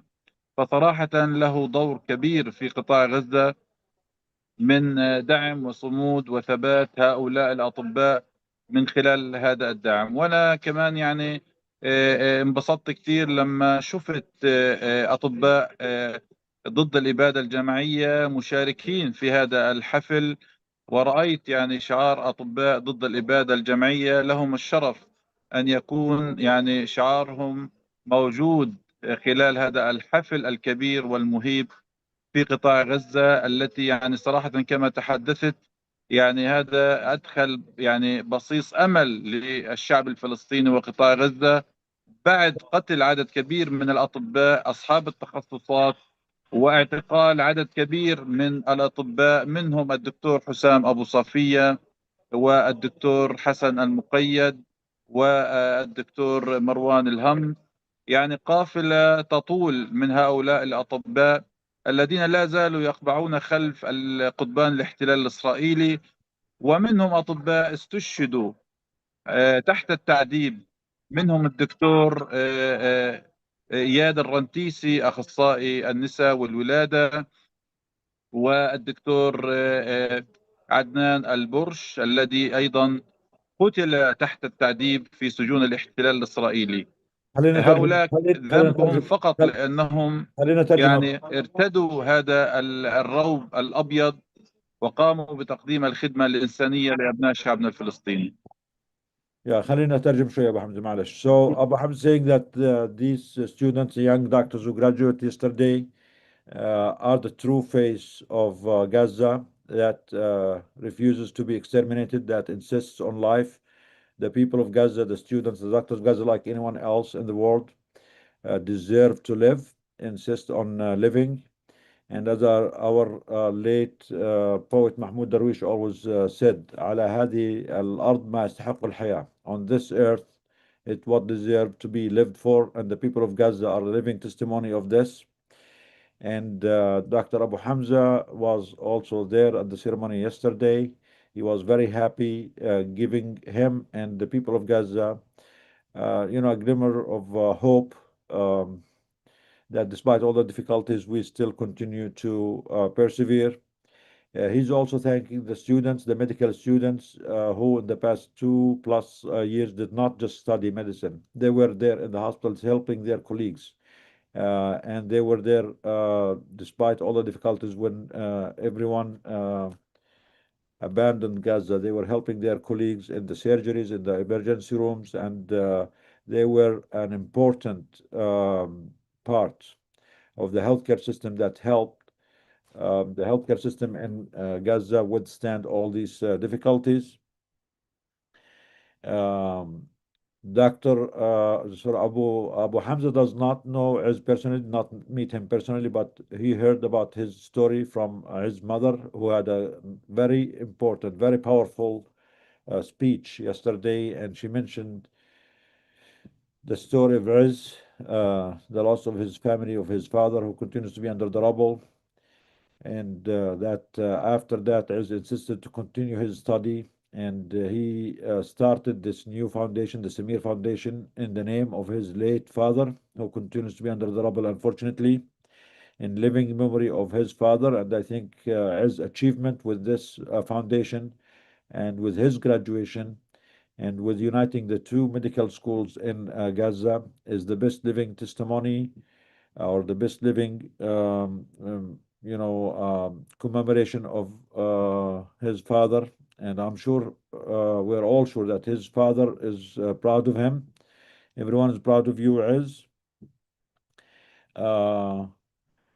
Also, during that ceremony, they did not forget about the doctors who were murdered, including Dr. Al-Bursh, Dr. Yadar Rantisi, and we should not forget about the doctors who continue to endure in the jails, Dr. Abu Safiya and his colleagues who continue to be in Israeli torture camps.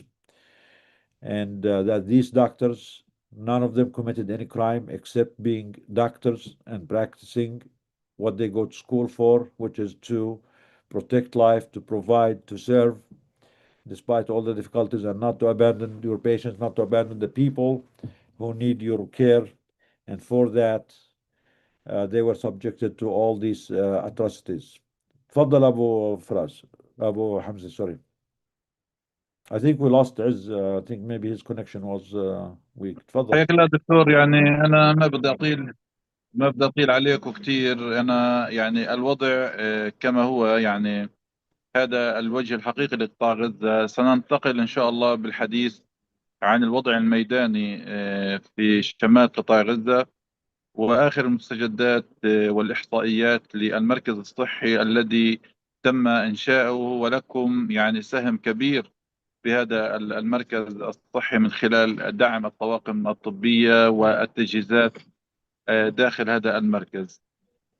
يعني الوضع كما هو على حاله دكتور نضال والإخوة جميعا الحضور معك الكريم. الاحتلال الإسرائيلي لا زال بشكل يومي يتم خرق التهدئة وقتل أبناء شعبنا الفلسطيني.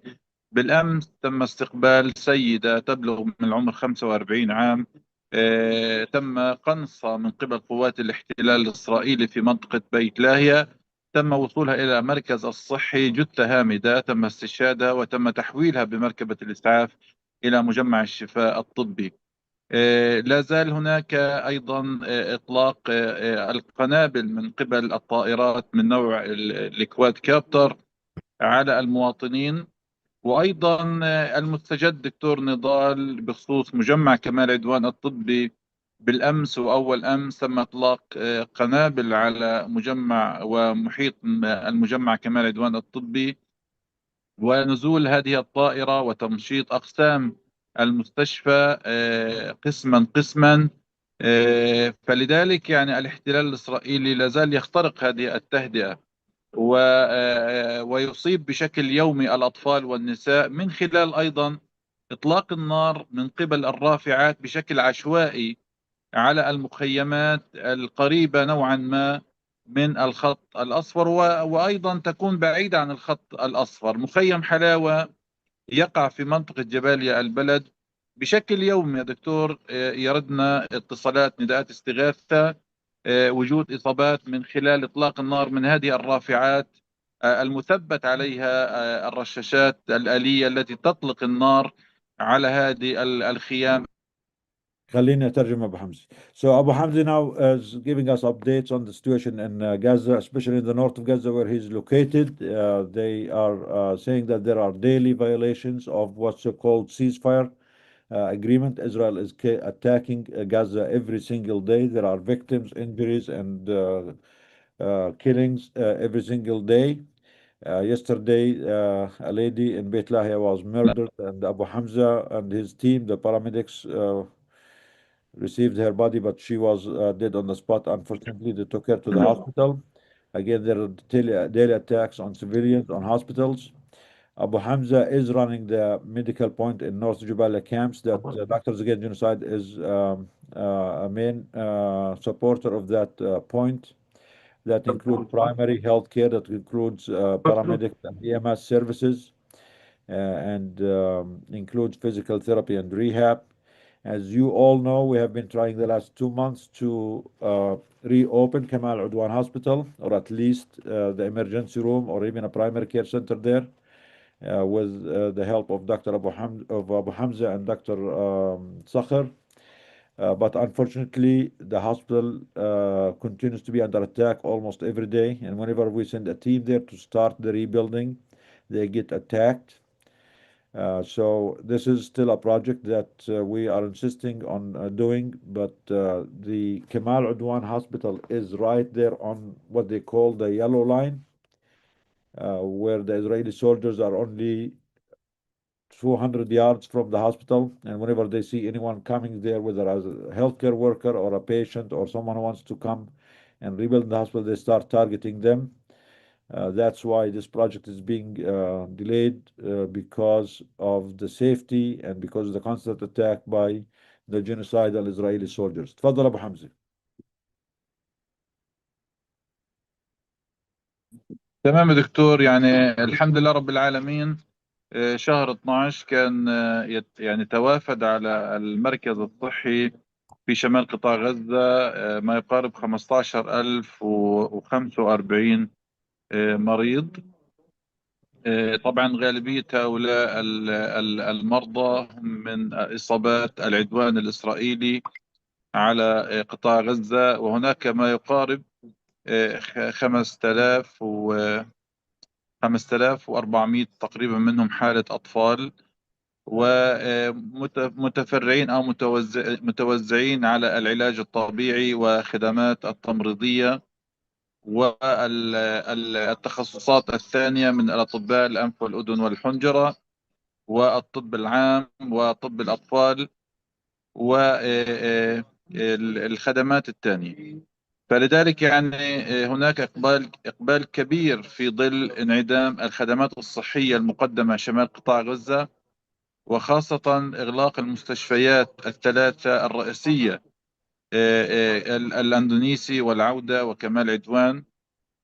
الآن شمال قطاع غزة يعتمد على النقاط الطبية الصغيرة، وهذه لا تلبي بحاجات أهلنا في شمال قطاع غزة. وبشكل يومي يتم رجوع سكان من الجنوب إلى الشمال، وهناك ازدياد بشكل كبير في أعداد السكان شمال قطاع غزة. فلذلك يعني المواطنين يتوافدون من مناطق نوعا ما بعيدة على هذا المركز الصحي الوحيد الذي يقدم الخدمات مستوى ثالث في داخل هذا المركز الصحي. ولكن للأسف الشديد يعني هناك كما تحدثنا يعني معيقات كبيرة تواجه هذا المركز، منها العلاجات، نقص العلاجات بشكل كبير. وتحدثنا كثيرا عن هذا الأمر، بأن الاحتلال الإسرائيلي يتحكم بالمعابر ويتحكم بأنواع ما يدخل إلى قطاع غزة لحتى هذه اللحظة. خلينا نترجم أبو فلذلك حمزة. يعني نحن خلينا نترجم. So Abu Hamza is giving us a report on what they did in the past month of December in the medical point in north of Jabalia. Again, this is a center that Dr. Against Genocide is supporting and sponsoring. In the past month, they took care of about 15,000, total 15,045 patients. 5,000 of them were children. Most of the cases were general primary care. And the vast majority of those were people who were injured during the genocide and continue to need treatment and wound care and rehab for their injuries. Again, 5,000 of them were children.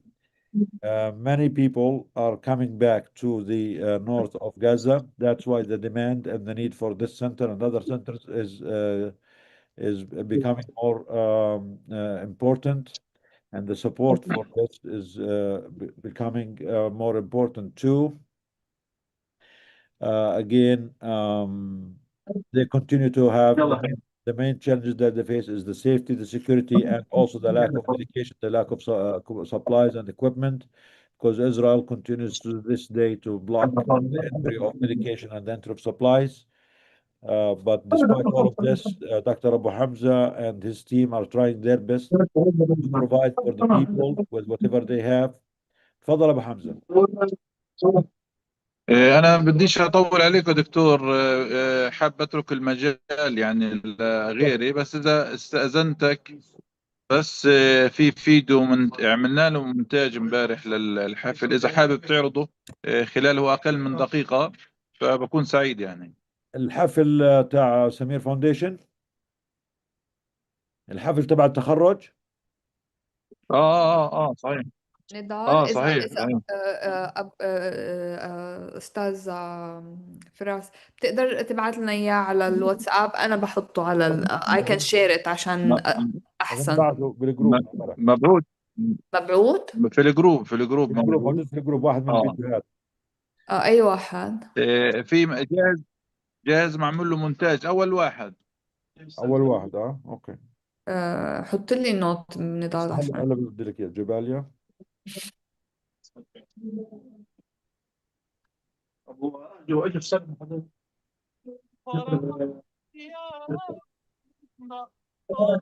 I sent it to you to your WhatsApp. أوكي.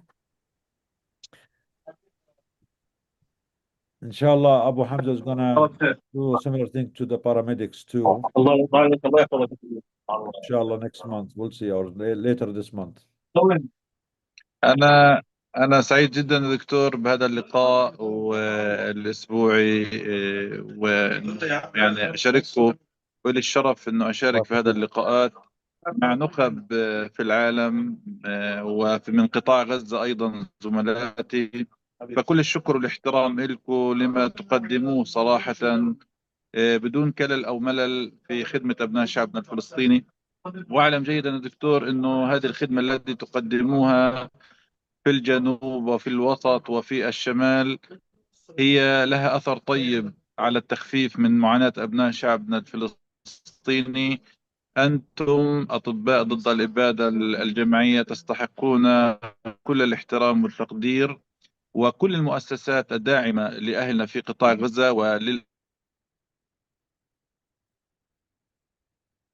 هاي الفيديو. Okay, good. This from the yesterday ceremony too, yeah.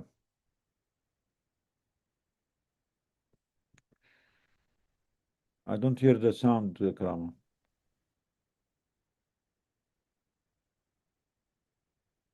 سامعين الصوت؟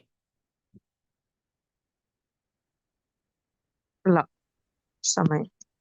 ما في صوت يا دكتور. ما في صوت. يا هي أبو حمزة مع his team كمان ما شاء الله.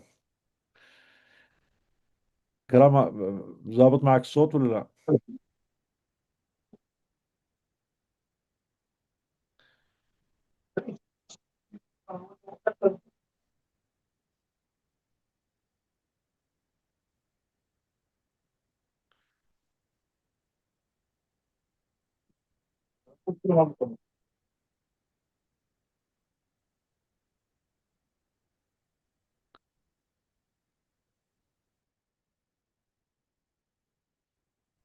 مش واضح الصوت نضال؟ مش ظابط الصوت نو.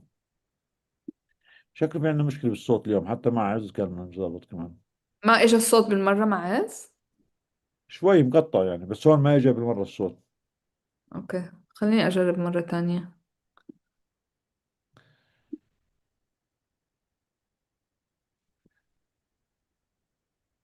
مم.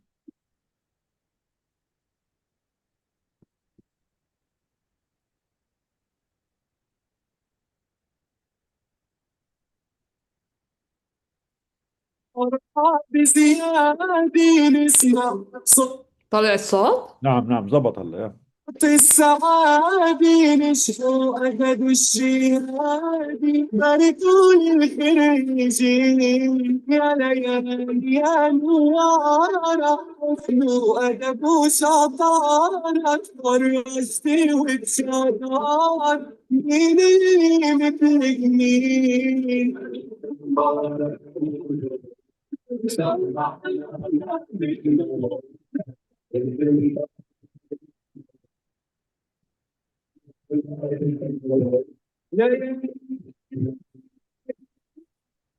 رمينا فرحاني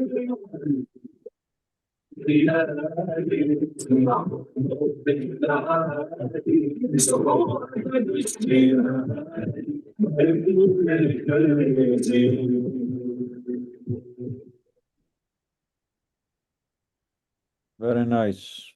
Very nice. عرس وطني هذا. So at the end, Abu Hamzi is thanking you, everyone who's supporting Gaza, everyone who's supporting the people of Gaza, the healthcare workers in Gaza, for the support you are giving to, in any way or shape, you are giving to Gaza, especially to the medical point that is running in the north. And for us, we are also very grateful and very thankful for all of you out there who are supporting us, supporting Doctors Against Genocide, to be able to help our people in Gaza more. Unfortunately, they continue to need more help, and they continue to need your support. We are really grateful for every one of you for speaking up for Gaza, for Palestine, for supporting, for donating, for doing anything you can to help the people. The people of Gaza see you, they hear you, they appreciate you, and as Yasmin Yazan said, every time they see anyone from outside Gaza speak for Gaza, speak for the doctors, speak for the people, or help or donate, it really helps them beyond words. Just the fact that they feel they are not abandoned, just the fact they feel there are people in the world who see them, who hear them, who support them, gives them a lot of strength, a lot of comfort that they are not alone. So thank you, everyone. And now let's go to the other half of the homeland, all the way to the West Bank, and especially from Masafer Yatta, from where I am. And we have Eid. Eid Sulaiman is from Masafer Yatta. Eid has quite a journey in the last few weeks. He's going to share with us some updates about Masafer Yatta, some updates about some work he did in the last couple of weeks. And sorry, Eid, we did not get the opportunity to hear from you last week. And because you are in the West Bank, the situation maybe is a little bit more stable than Gaza. We keep you a little bit later, but we are ready for you now. تفضل Eid. Share with us what's happening there in the West Bank, what's happening in Masafer Yatta, and what did you do with your visit to Europe lately? Thank you, Dr. Nizal, my brother. Thank you for everyone who is in in this event. Basically, the things in Masafer Yatta is a little bit not quiet, but because it's not shown every day in the news. But I'm telling you, facts I show all the time, and I saw by myself on the ground, and I just follow. The annexations is keep going, settlers and by the military in one hand. They do annexations every day, 24 hours, 7 days in a week. Night and day they work to create a fact on the ground that's any government can change it in the near future. And we know this government will just have until November this year, and will be election here in Israel. Settlers take the time now, and they just in the race of taking lands from Palestinians. Every day there is attacks in the West Bank. Every day they shooting people. They stole land every day, and they escalate Palestinians, and they chase them every day, 24 hours. There is a lot of arrests happen in the West Bank, and also settlers, they do a lot of attacks. Only last week they attacked a family near Yatta, and they killed animals, and they beat parents and the children. They tear gas them, they beat them with sticks, and they went to the hospital for treatment. And no investigations by the Israeli occupation forces for this incident. And also nowadays the international community a little bit, busy about what happened also in Gaza, also around the world. And now I'm telling you, there is a Cold War going on in the West Bank by settlers and the army.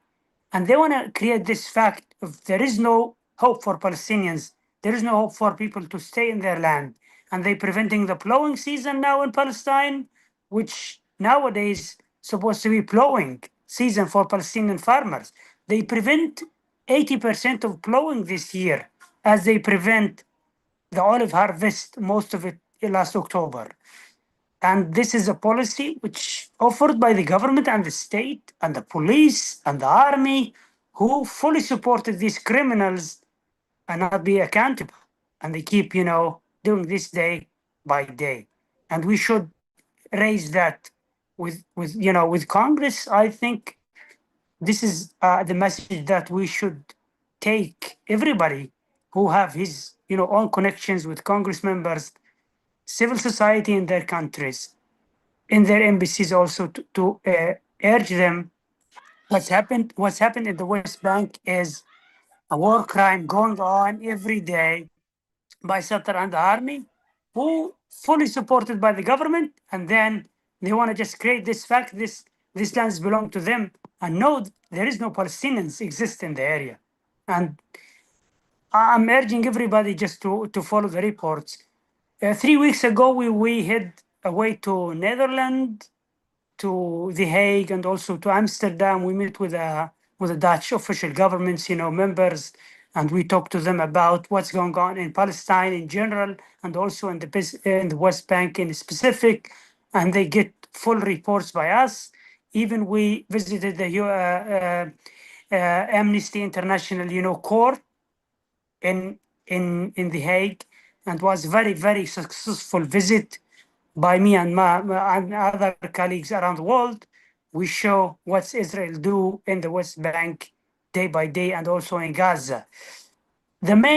I have a major thing here. I think the most beautiful, the most powerful message we should take, that the last few months we received 14 demolition orders against our community, and barely our home standing today because of some Congress members, mainly Jimmy Riskin. He took the lead, and he write this message, and he asked 104 Congress members to sign the letter, and he sent it to Israeli Prime Minister Benjamin Netanyahu.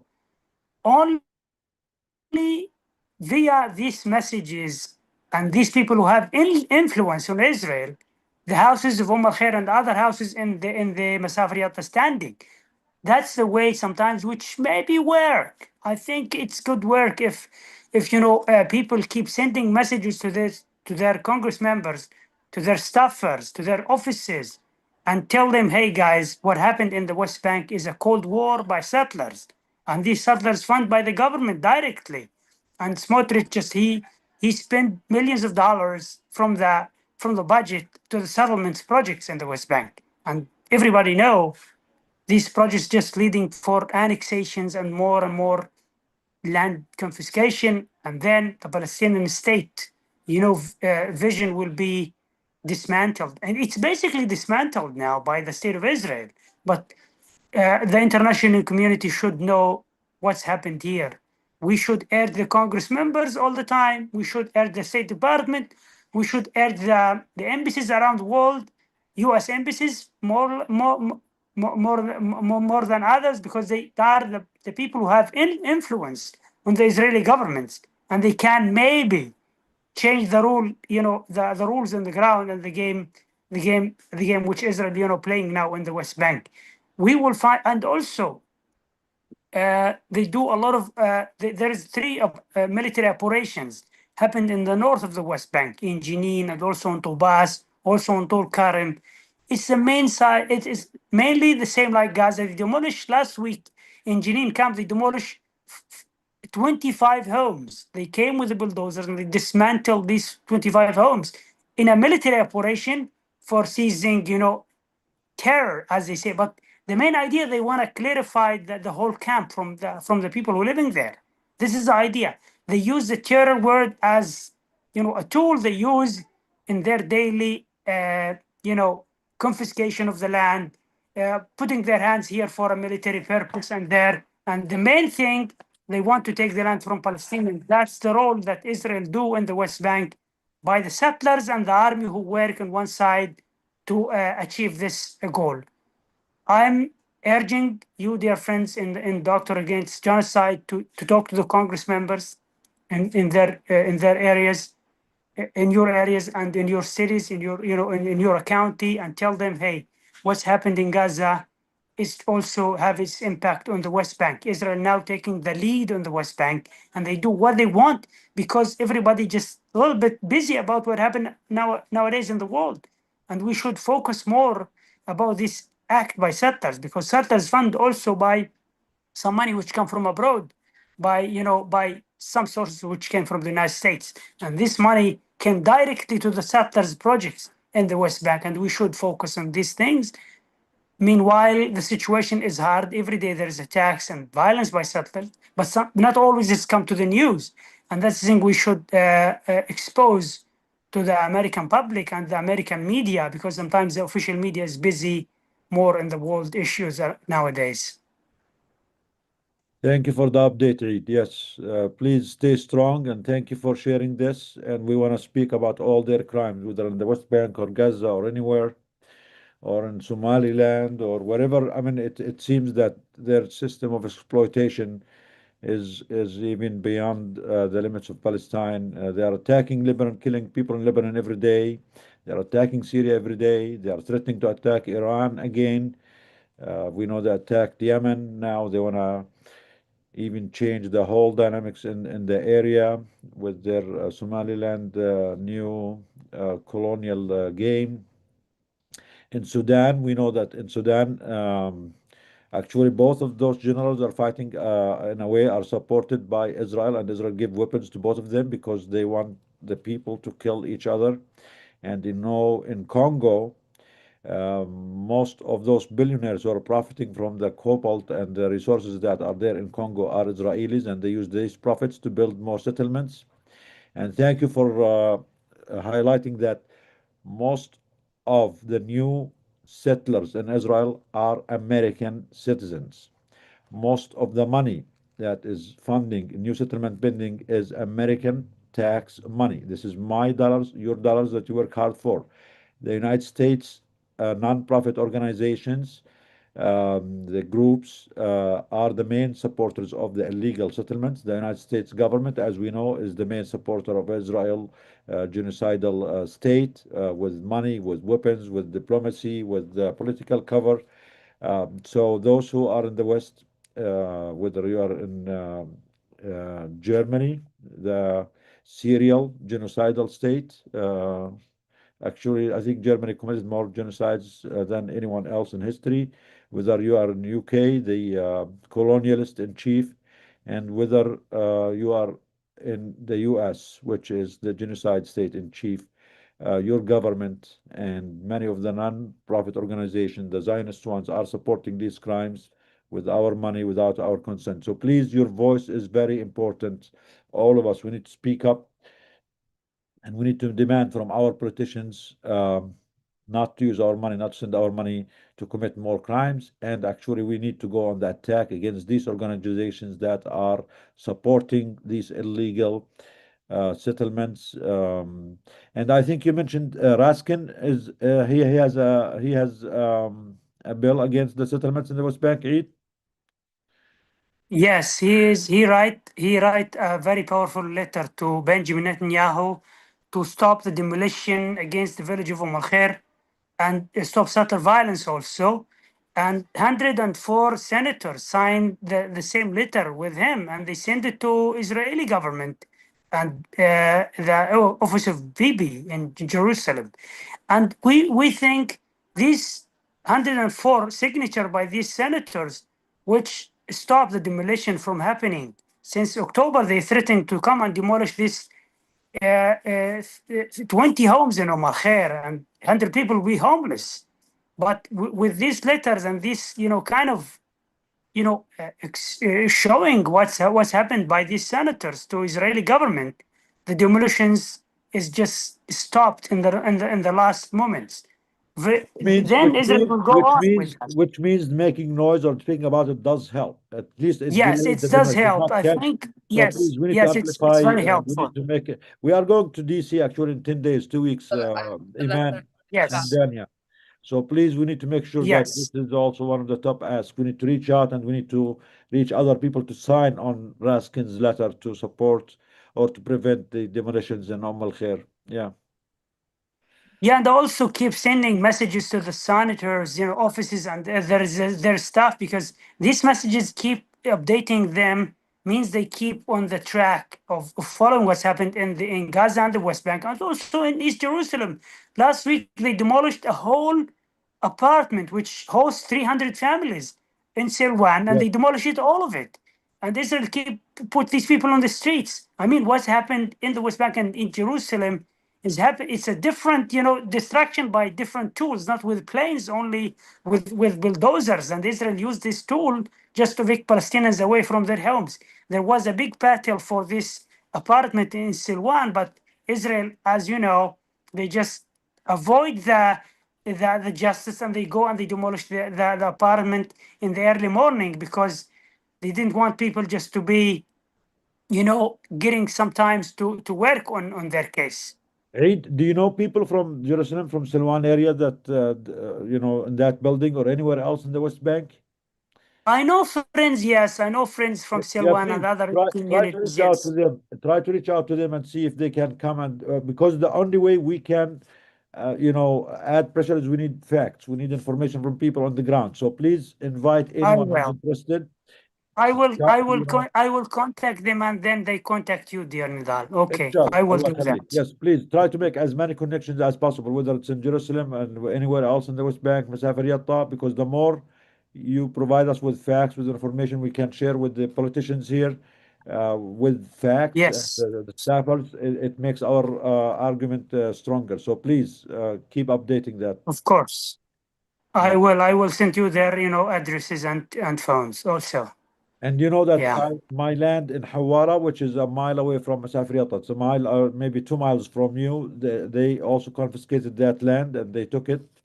My brother-in-law, my Yeah. sister continues to be there. They have a small, they built a small house there and they're refusing to leave it. Although in the beginning, when the settlers came, they took like 80% of the land and left them 20%. And they start building their caravans. Now they're coming and attacking them every day, which means as usual.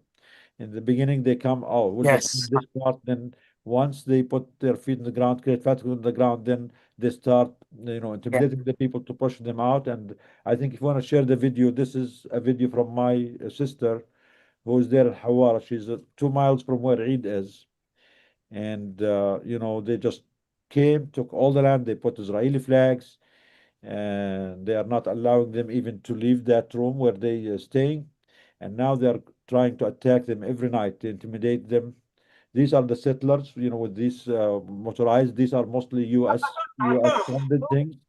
They are intimidating the people. They want to push them out.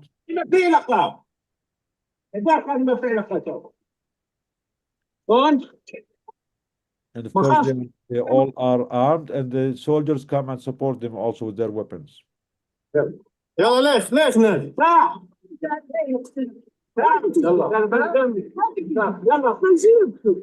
يلا تستريح من فوق شايف عليكم وانت لقد تستريح من فوق يعني تستريح من فوق انا بديت برضه يعني بقى كده الناس كانت معهم فيك وعم بليان امرتي لقاتي هاي بالنظام تو تعسل سفوم شام يا فكم تعسيكم لا ما كنت تفعل على بالي امرتي لقاء ميتي عشان فوق رسائل خاطي في سبات الخا او يعسل سفوم هذا على يد بيت الخا ويوم لما تتابع ركعه جوا وجه يلا مع السلامه خش جوا وجهين اي من الحايم هو رئيس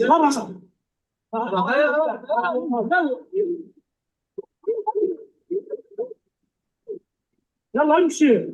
So it's painful to hear this genocidal language anyway. Apologize. It's not a language that anyone should be forced to hear. It is a made-up language. It's a language of genocide. It's not a true language. But these are people who are here on my land illegally. And if you want to show the other video, Karama, the olives and stuff like that, they all took olive trees. See, they just come, they put the fence, and they consider it all their own. Although my sister, my brother-in-law, my uncle are still there, they're refusing to leave.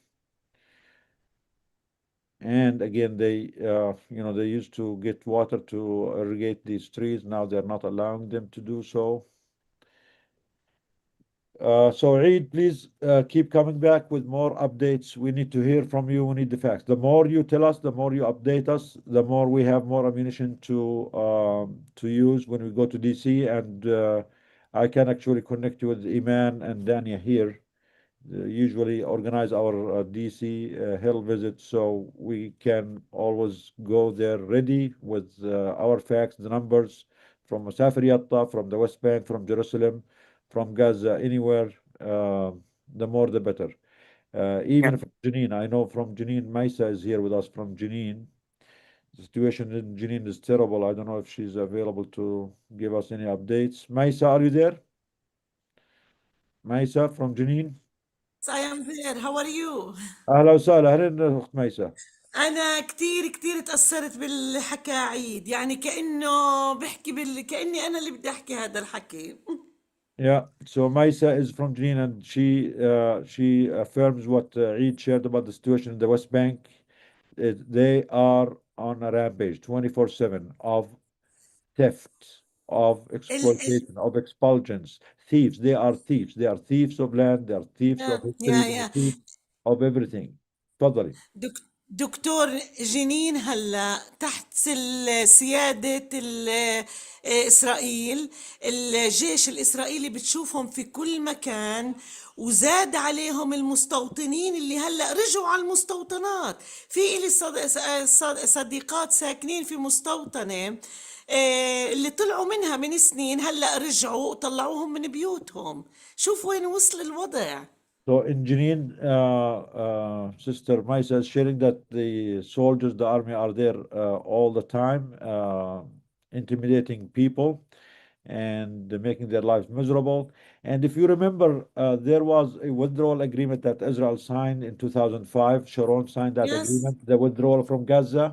Along as part of that agreement, there were 4 settlements in Jenin area, the Homish area or the Homish settlements, that Israel themselves agreed to evacuate the settlements, and they did evacuate them.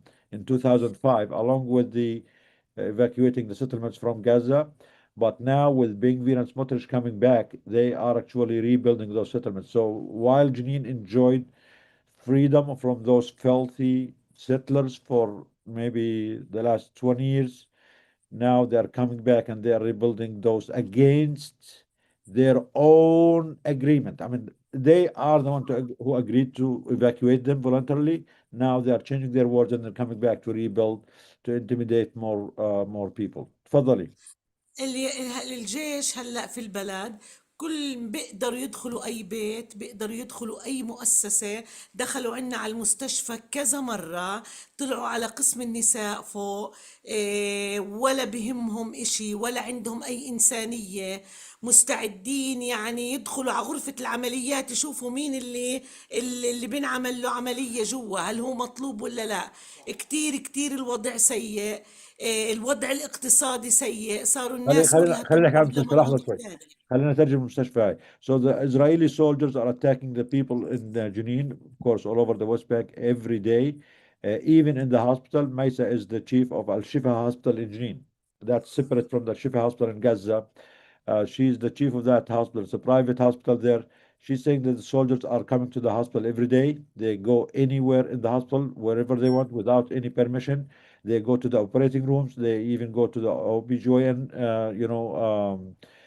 department and floors without any permission, without approval, and they violate the privacy of everyone, even during operations.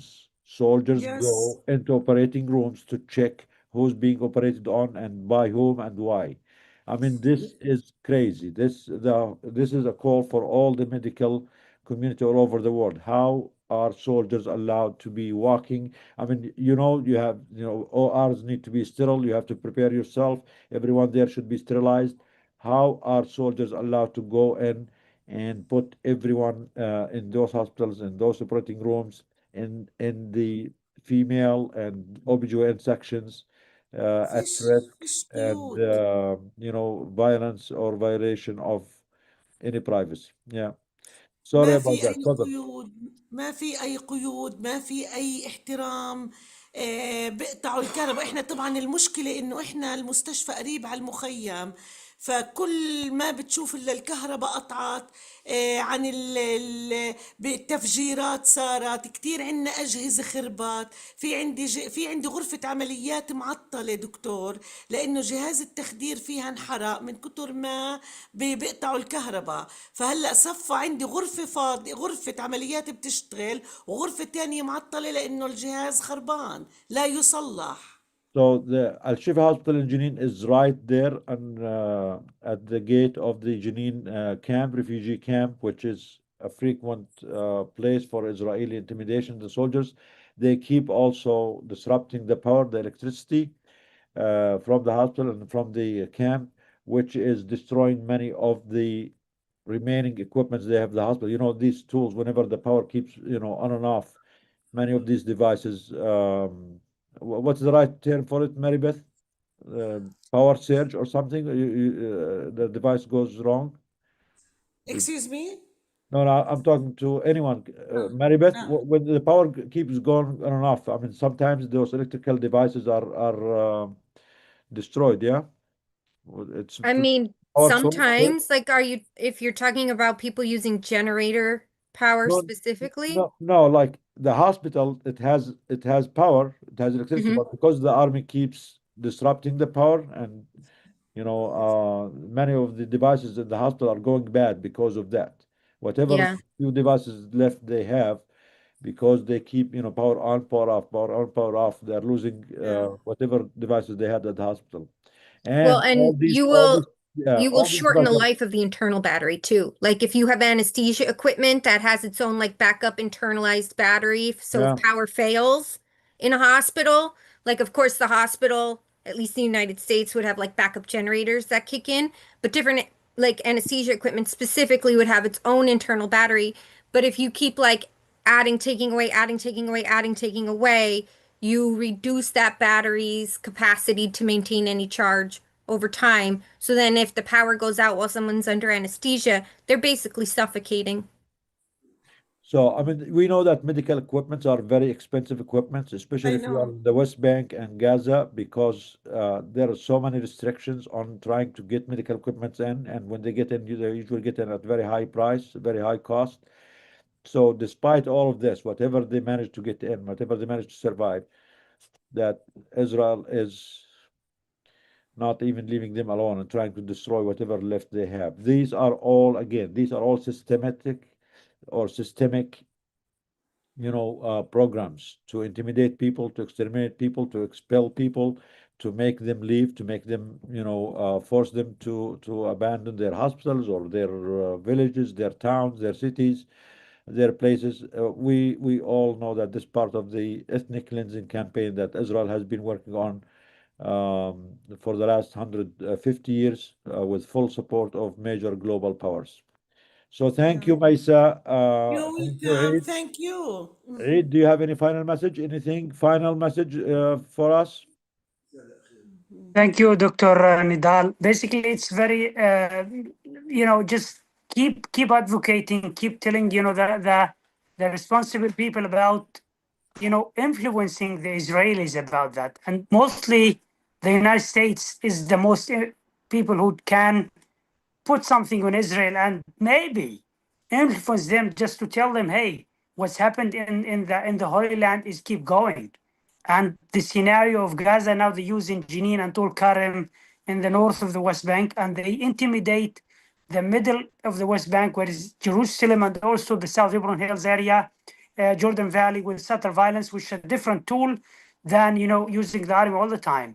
And we should keep telling them and keep sending messages to the Congress members, to to their staffs, to their offices, to tell them, hey, we should focus in the West Bank and in Jerusalem also, because situations just is going to a bad situation if we just keep avoiding hearing the messages from the area. And that's my message. And thank you, dear Dr. Nidal, for this opportunity to let me talk and give you update. I will keep contact you, the other people from East Jerusalem, maybe hopefully this week, and they can give you more updates about that. Yes, actually, I want to create a group for you with us and with Iman and Dania, and please bring the other people, the activists from Jerusalem, from other areas in the West Bank, so you give us fresh updates on the situation, so we keep updating our demands as we go, and we can request actually meetings. It can be virtual meetings with the staffers. We can have you on also, you or anyone from the West Bank. Thank you. You can be part. Yes, Thank you. let's make virtual visits if we cannot make it in person, or we don't need to wait for once a month. We can make virtual visits and have you and any one of your colleagues anywhere else in the West Bank and Gaza join these meetings. And maybe we can have Dr. Ahmed Al-Farra from Gaza also join us. That's always good to see Dr. Ahmed Al-Farra. أهلا أهلا يا باشا، منور. السلام عليكم. عليكم السلام، كيف حالك؟ سلامات يا حج. انت حكيت دائما بدي اسمع من الوست بانك، هي جبنا لك عيد وجبنا لك ميسا وجبنا لك كل الناس، احنا بنخاف منك، انت بتحكي شيء لازم ننفذه يعني.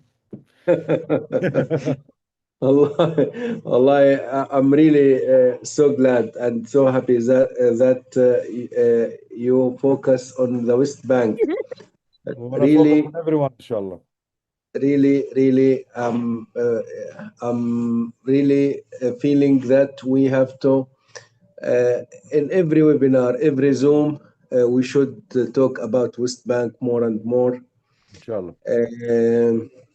دكتور أحمد ده غلبك، احنا we're almost done. There's one important message we want to hear from Dr. Swiyang, and it is regarding concerning updates about one of our very important colleagues, Dr. Ghassan Abu Sitta. So Dr. Swiyang is going to share these updates with us.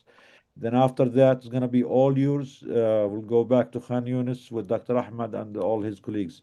So Dr. Swiyang, before we lose the number of people there, we wanted to share the message regarding Dr. Ghassan, please, what we can do to help support him. Okay, this one, I think the UK government is actually, attacking doctors who speak up against genocide. So doctors who actually openly speak up against genocide are all targeted to be deregistered.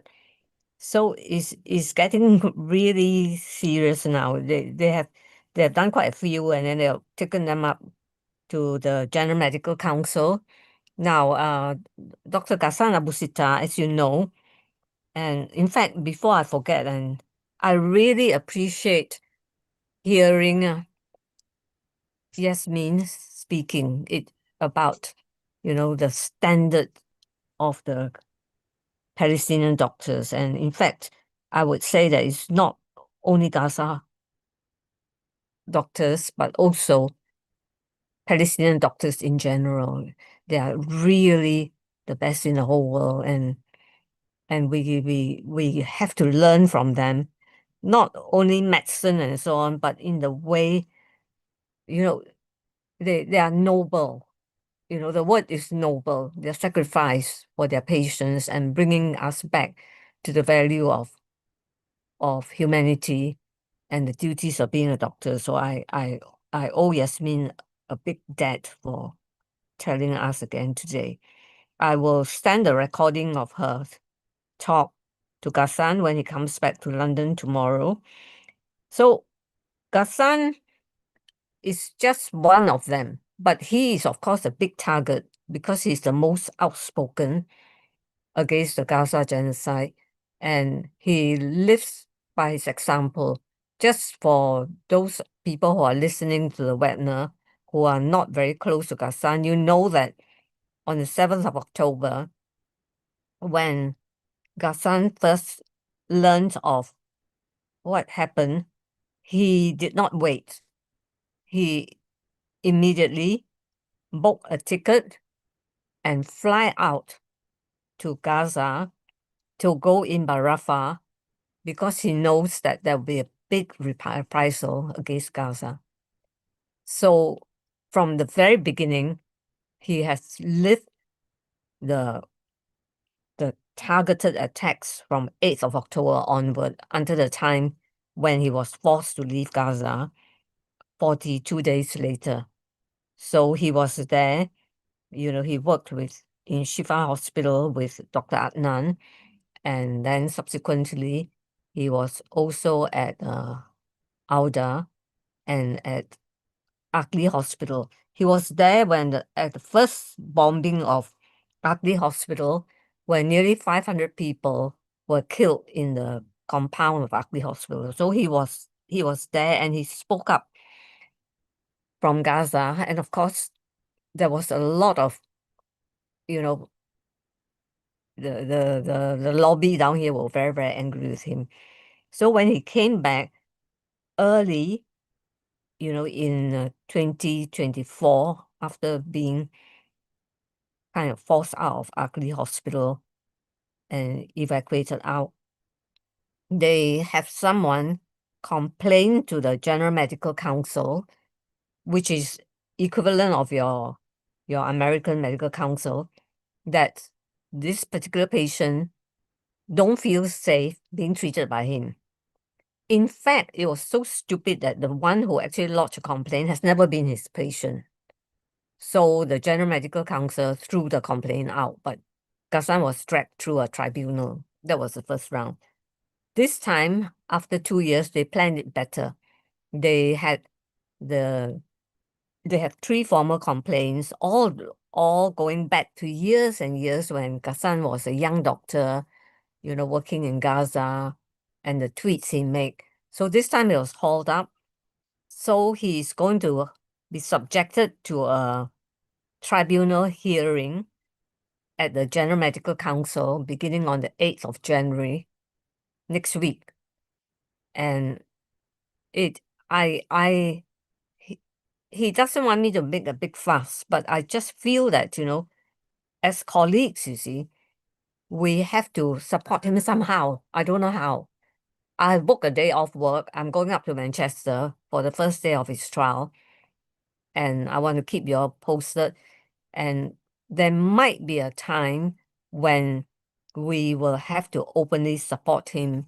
I was thinking either by petition or by by funding the trial or whatever it is, he will tell us what's the best thing to do.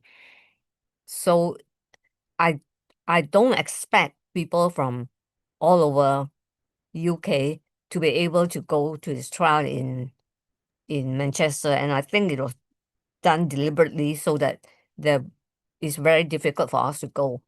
For us to go, we have to take a day off work or 2 days off work or a week off work. So that if you have colleagues near Manchester, I will keep Doctors for Genocide against genocide posted, so that if you want to go to support him, you'll be welcome. That's number one. But not on the 8th itself, but if you come the gallery, you can sit in the gallery and we see what happens. We hope and pray that the case will be thrown out again because it's so unreasonable. But the whole idea is to keep doctors suspended for a long time and then to renew the complaint and continue to take them to court so that they just can't practice. So, but certainly it will not silence us. We'll continue. There's nothing that can stop us talking about Palestine, being the voice of the Palestinian people. And it's our duty as doctors to do so. But I am actually wondering how we can support him. Thank you so much, Sui Yang. Keep us posted. I mean, Dr. Ghassan has been out in the battle for this for quite some time. I know. He's, I am sure he is prepared mentally, and I trust that he's strong enough to see this through, and we are very supportive of him. Obviously, we all remember him standing in front of Al Shifa Hospital with the bodies of the injured and putting a press conference at the beginning of the genocide. So we have a lot of appreciation and a lot of we will have his back in whatever capacity that he needs us to, and hopefully he will prevail. And we know this lawfare is a strategy to it is change crazy. the conversation and to shift the narrative and to make the discussion about what did this doctor or that doctor do wrong, instead of talking about the massacres that are happening daily, and instead of demanding accountability for the perpetrators of genocide. We are all familiar with that by now. And we hope that the world will see this and will stop doing that. But like you, I don't think we will not stop speaking up. We will not be firmly against genocide, and we will never stop being advocates for life. And the other thing is also our 32 activists that are in prison without trial, and the 2,500 who actually openly declare their support for them, who are also arrested and released on bail. So I'll keep you posted. Anyway, I think it's very important that our country has decided to protect those who make bombs to kill Palestinians and to arrest those who take action against the armament factories. It is unfortunate, and it is what's making the killing machine thrive. Yes. But we are steadfast, and we will continue with our mission. That's why we are here together, to support each other and to keep up the fight. So thank you, Sui Yang. That's it. Okay, I just post things to you, and then thank you. Yes, we can do. Thank you very much, and thank you for bringing Yasmin. I tell you, and also Dr. Lulu. This is so wonderful, you know. Yes, it was amazing to hear both of them.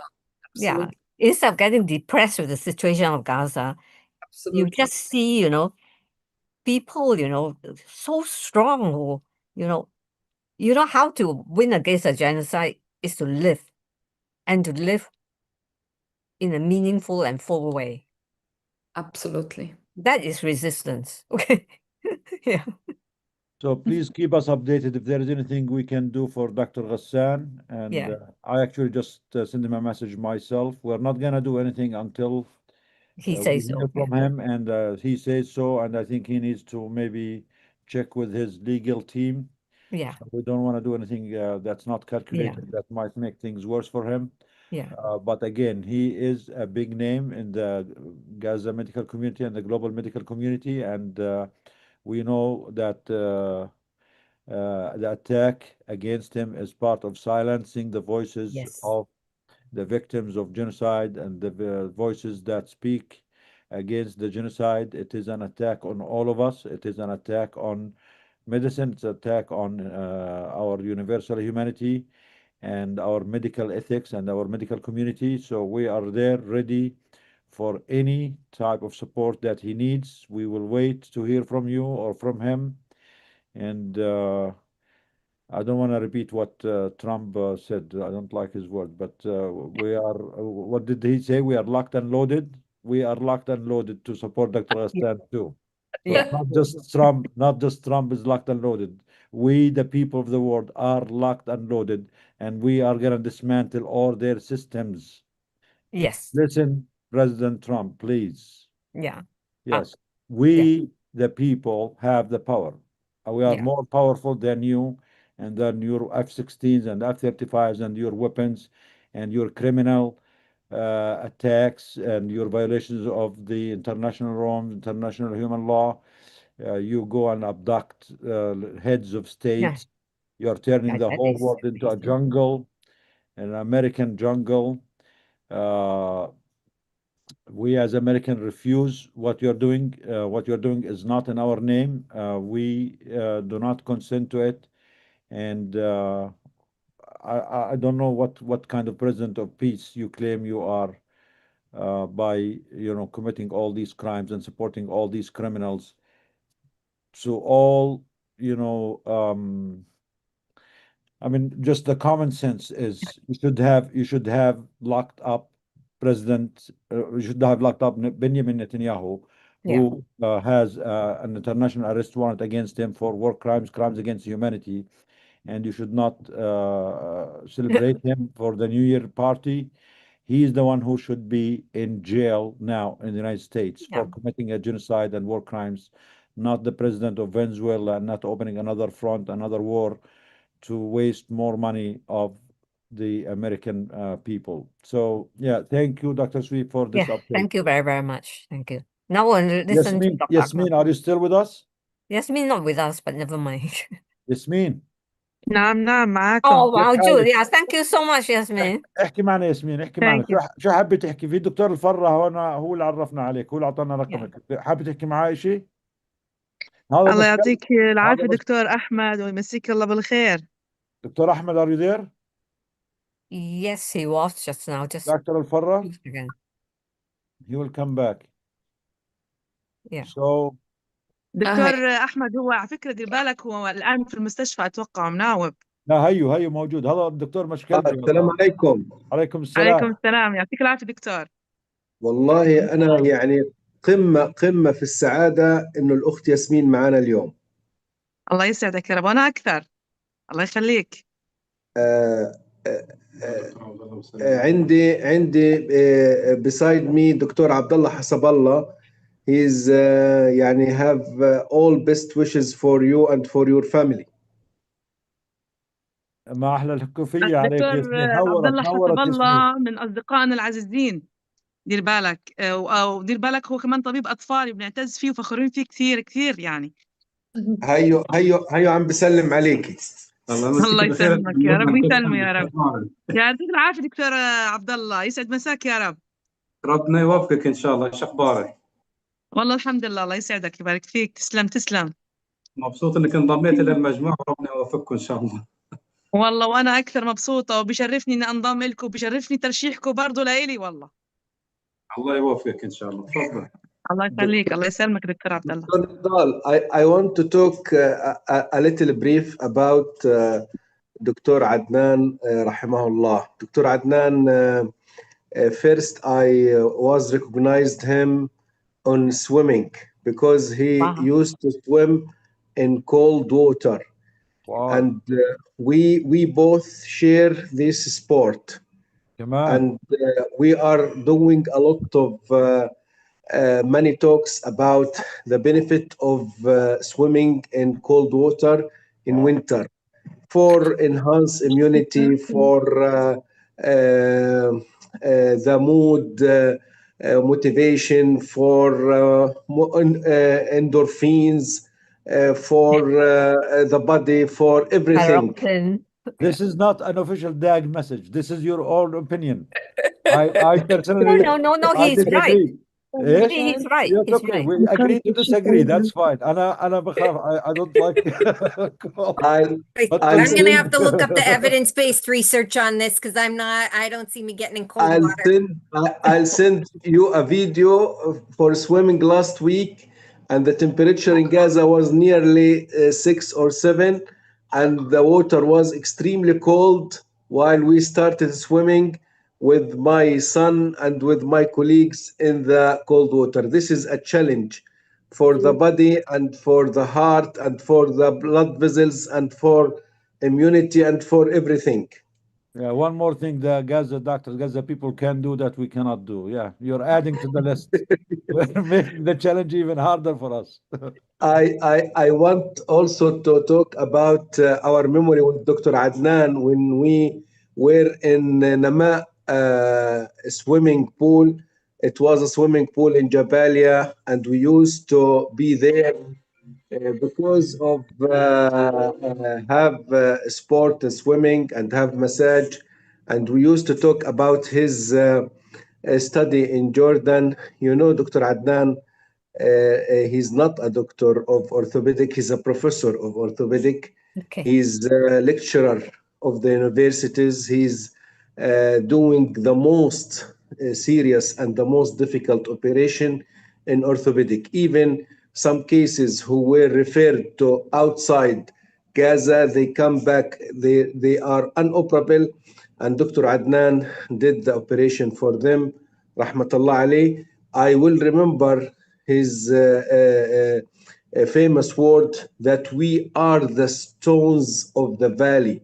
نحن حجارة هذا الوادي. نحن حجارة هذا الوادي. الماء يمشي, the water is going on, but the stones will remain. وإنشاءالله أختنا, she will remain. We, all of us, her family, we are supporting. We are still here in Gaza. You know, they were completely angry about Dr. Adnan because Dr. Adnan demonstrates what is the nature of the Palestinian doctor, what he's doing, what he's fighting, what he's tried to confirm, and what he tried to prove for the world about his message, to treat his patient, to try to support his patient, to try to be an angel for his patient and to deal with them. Really, I really, when we heard about Dr. Adnan, he's a winner because he's a martyr, and he's now in paradise. And I will never forget what our God is telling us. ولا تحسبن الذين قتلوا في سبيل الله أمواتا بل أحياء عند ربهم يرزقون. Never, they are never dying. They are still alive with a company with their God, and they are observing what we are doing now, and they are trying to give us some calmness. Please feel calm, because we know that that road is ending by paradise. No words can express about our feeling for Ustaza Yasmin and for her family.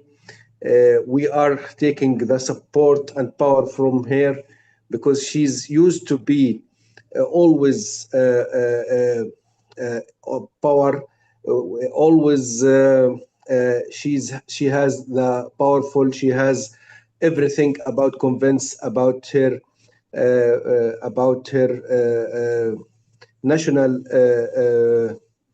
issues. I think that we, inshallah, we will catch that gangs that did that with Dr. Adnan Rahmatullah alayh, and we will put them on the justice, and they will, inshallah, be hangs or be put in a gang on some square or something like that. That as criminals, what they did against Dr. Adnan. I want Dr. Abdullah to talk about something about the bronchoscope today in Nasser Medical Complex. Really, the situation in Gaza is still difficult, my friends. Dr. Abdullah, what you have today? I have 3 bronchoscope done today, Dr. Nidal. اهلا وسهلا دكتور عبد الله. الله يكون كيف حالك؟ منور يعطيك العافيه. حياك الله، الله يبارك فيك. One patient, age 11 years old, complained chronic cough before 2 months. Bronchoscope was done, bronchoscope normal. I will do another gastroscope, relief diagnosis, severe gastroesophageal reflux grade 3, and big hiatus hernia, and severe gastroenteritis. Biopsy was done, and now diagnosed severe reflux. Now treatment with gastroenterology, the doctors. Another one case, 11 years old, choking من غطاية قلم رصاص أو القلم الجاف اللي شو نسميها، الغطاية فورن بادي انقطعت بلاستيك، الغطاية تاعت القلم. The cover of the pen. The cover of the pen, the cap, yeah. Yes. So before 5 days. Yes, Oh. choking and complaint cough before 5 days. Bronchoscope was done yesterday. Today, alhamdulillah, successful was removed the foreign body. Another one case, chronic cough before since 2 months. Bronchoscope done, was diagnosed severe tracheomalacia. How old is the patient? tracheomalacia. 11 years 11 سنة. Wow. I mean, I'm not a pediatrician. I'm not good at this, but we have many pediatricians here. Tracheomalacia, is it usually something that is usually diagnosed earlier than 11 years? Or it can persist this much? Since birth, chronic cough since birth. Since birth, okay. Yes. Tracheomalacia. So what do you do for a patient like this? Tracheomalacia for 11 years and in Gaza. Is there anything that can be done for a child like this? Start line treatment, inhaler corticosteroid. If no response, second line can do stent in the trachea. Not available in Gaza. Last choice, tracheoplastia. So let's go by this. So the first line treatment is inhaled corticosteroids. Yes. To my knowledge, this is not. If no response, do you have it in Gaza? At one point, they did not have inhalers in Gaza, the steroid inhalers. Do they have them now? Yes. Beclomethasone available, and budesonide available in Gaza. Okay, alhamdulillah, because for a few months I think it was not available. Next step in treatment, if that does not work, then we have to do a stent in the trachea, which is not available in Gaza. Outside in Gaza, not available. Last choice, tracheoplastia. Okay. Thank you. يعطيك العافية, Dr. Abdullah. Allah يعافيك يا دكتور. Interesting cases. Yeah, please join us every week and give us what interesting cases you have. So foreign body, and then esophageal reflux, severe esophageal reflux, and then tracheomalacia. Dr. Nidal, please, I want to talk about the summary of the Israeli media about the two festival of ceremony for the Palestinian board graduate in Gaza, and yesterday was the another festival for the graduation from Al-Azhar and the Islamic University. You know, the Israeli media saw the ceremony as more than just an academic event. Rather, it treated it as a political statement or messages about, they are talking about political statement in white quotes, delivered from atop the rubble, emphasizing the failure of Israeli effort to neutralize the human resources or eliminate educational institutions in the Gaza Strip. That's why they were talking about. This is my message for Mrs. Martha Miller and her family and their support for that celebration. What is the effect and what is the benefit from that festivals and ceremony, and how they can fix the Palestinian people in their land. The Hebrew press followed this event closely with their articles and analysis, focusing primarily on its symbolic dimension and political challenge rather than its status as an academic medical occasion. They are talking about victory imaging or victory image. That means some analysis they are wrote that the local authorities in Gaza and health system succeeded in presenting a powerful propaganda spectacle to the world. That articles focused on the fact that the ceremony was held in front of the burned and rubble in the Shifa hospital, sending a message to Israel and international public that the military operation targeting the complex had failed to end the civil administration or institution spirit in Gaza. This is the first message. I'm glad you made them angry. They will always try to manipulate and yes. Yes, exactly. Yes, and the second message, that the appearing of Dr. Muhammad Abu Salmiya and the articles of Ministry of Health and they are sitting in the first column of the festivals, and they are talking about the war, talking about their colleagues, and they are celebrating. This was like something. They are blaming themselves that they allowing him to get out from the prison before, and this is that they are trying to blame themselves about that. Also, they are talking about how these 165 doctors found the electricity to read and found the internet to get inside the books and textbooks to find the questions and sources. And when did they did that? In the tent, or in the seashore, in winter, in summer? How they did that? How could they concentrate? How they did? Because the exam is not local; it is from the West Bank. No way for anyone to take an answer from here or there, because it's internet and you don't have time even to look for a book or something like that. You have to answer and you have to pass by your effort. This is the third or fourth message. Also, they are talking about this is to impress Israel before international community, which it's observing the destruction of the health sector, that the health sector is still try to survive and try to regenerate again and again and to fix the services for the Palestinian people. So again, thanks for everyone shared in that.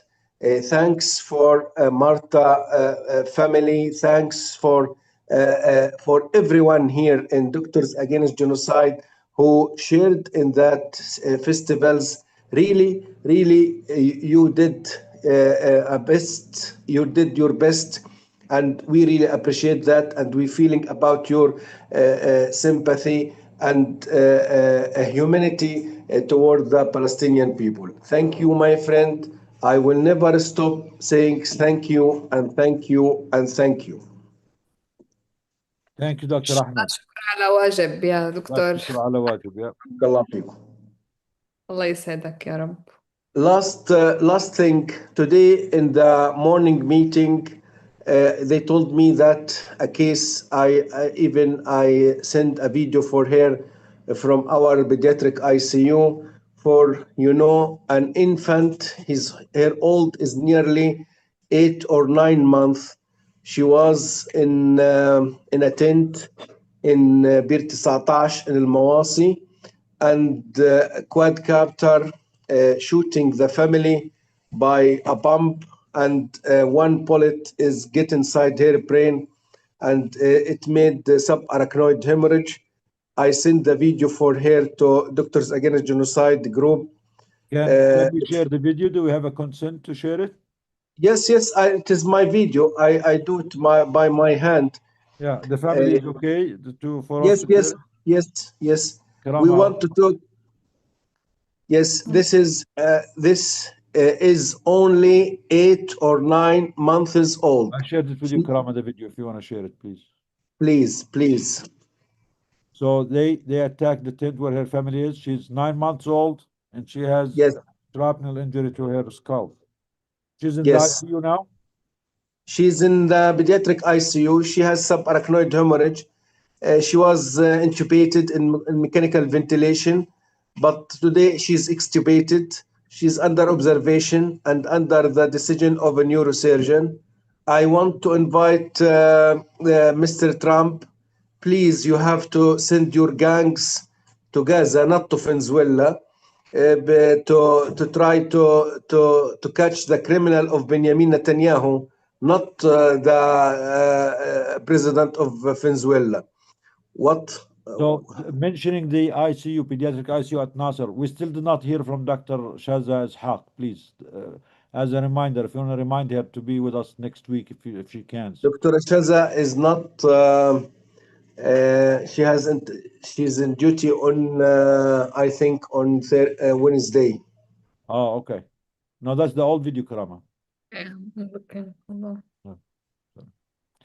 I need to learn these things. How do you do it? Is it just to learn it. Yeah? You think I'm not doing a good job? You want to learn it yourself? No, it's good because you want to send it again? I can send it. No, I have it. No, I have it. Even I can go downstairs and do a conversation with her family. Well, if you can go, that will be good to hear from the family. We will share it now, but if you can go downstairs, and we will wait for you until you get there, and we can talk to them. Yeah, I'll go there. Let's share it now. Let's share it now. Then we can go to the family. Here, it's coming. Yes, she is.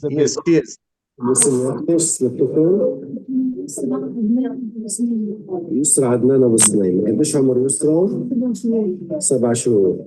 إيش إصابتها هي؟ إصابة في الرأس، طلق ناري في الرأس من كواد كابتر. وين ساكنين أنتم؟ شكرا جزيلا. She is Yusra Abu Snaima. She is 8 months old.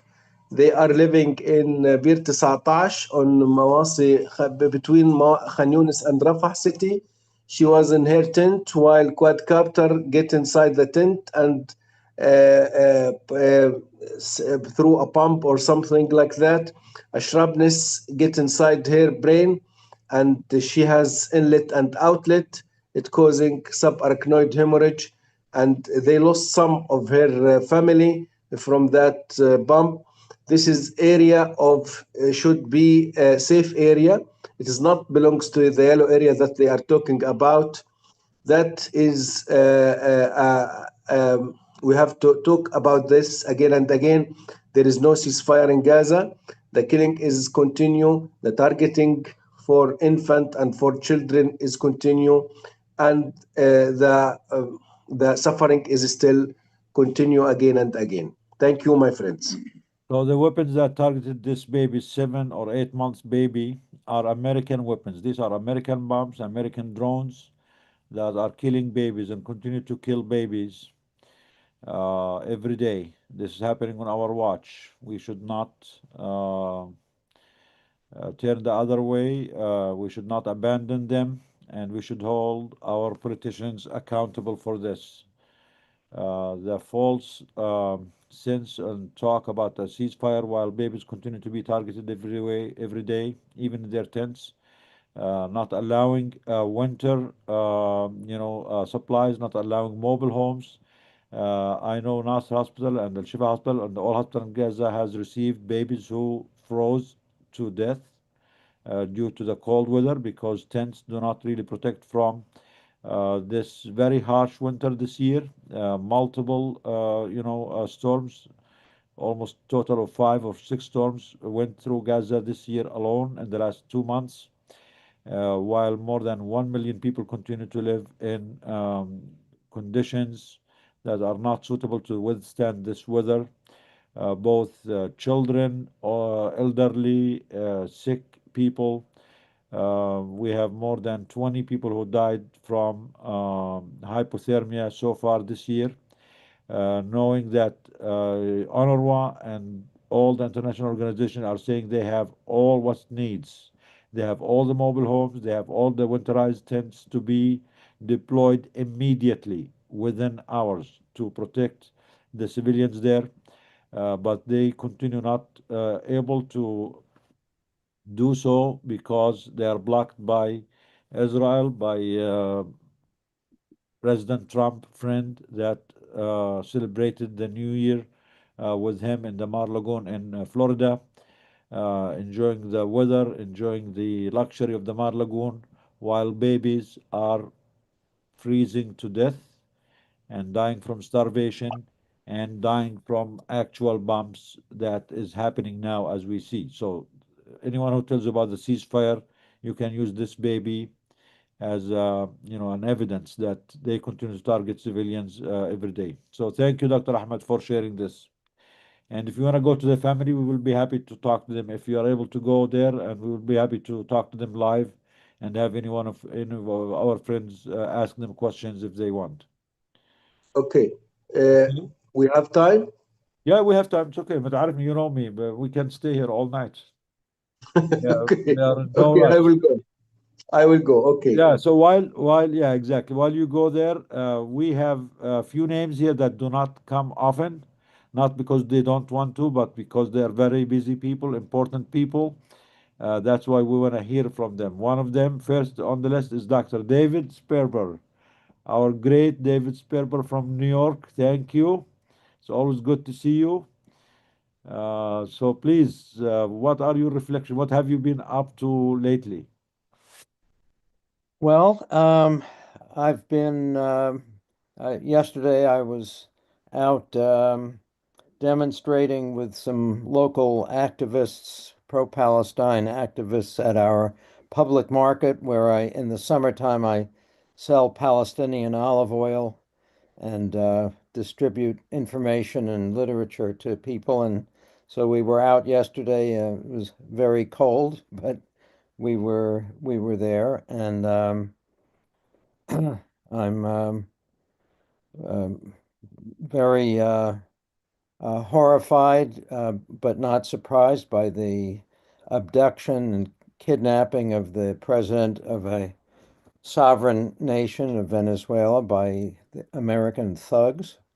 And it becomes clearer and clearer what the forces are that we're opposing. And it's very big, and it's, but it makes it it's clearer and more understandable exactly why things have been going so relentlessly in the direction they have been in Gaza, in the West Bank. This was the plan, and these are the forces behind the plan all along. And so, we need to up our game and join forces with others. I don't know where this is all going, but we can see that our work is just beginning, really. So, I hope that I'll be in Washington. And when is the day, Nidal? The 14th. Are you joining us? I hope so. Your wife too? Yeah, I hope so. I can't speak for her. Ahla wa sahla. It's always good to have you, David. Well, thank you. I'm happy to be here. I'm sorry I haven't been more consistent. It's okay. It's okay.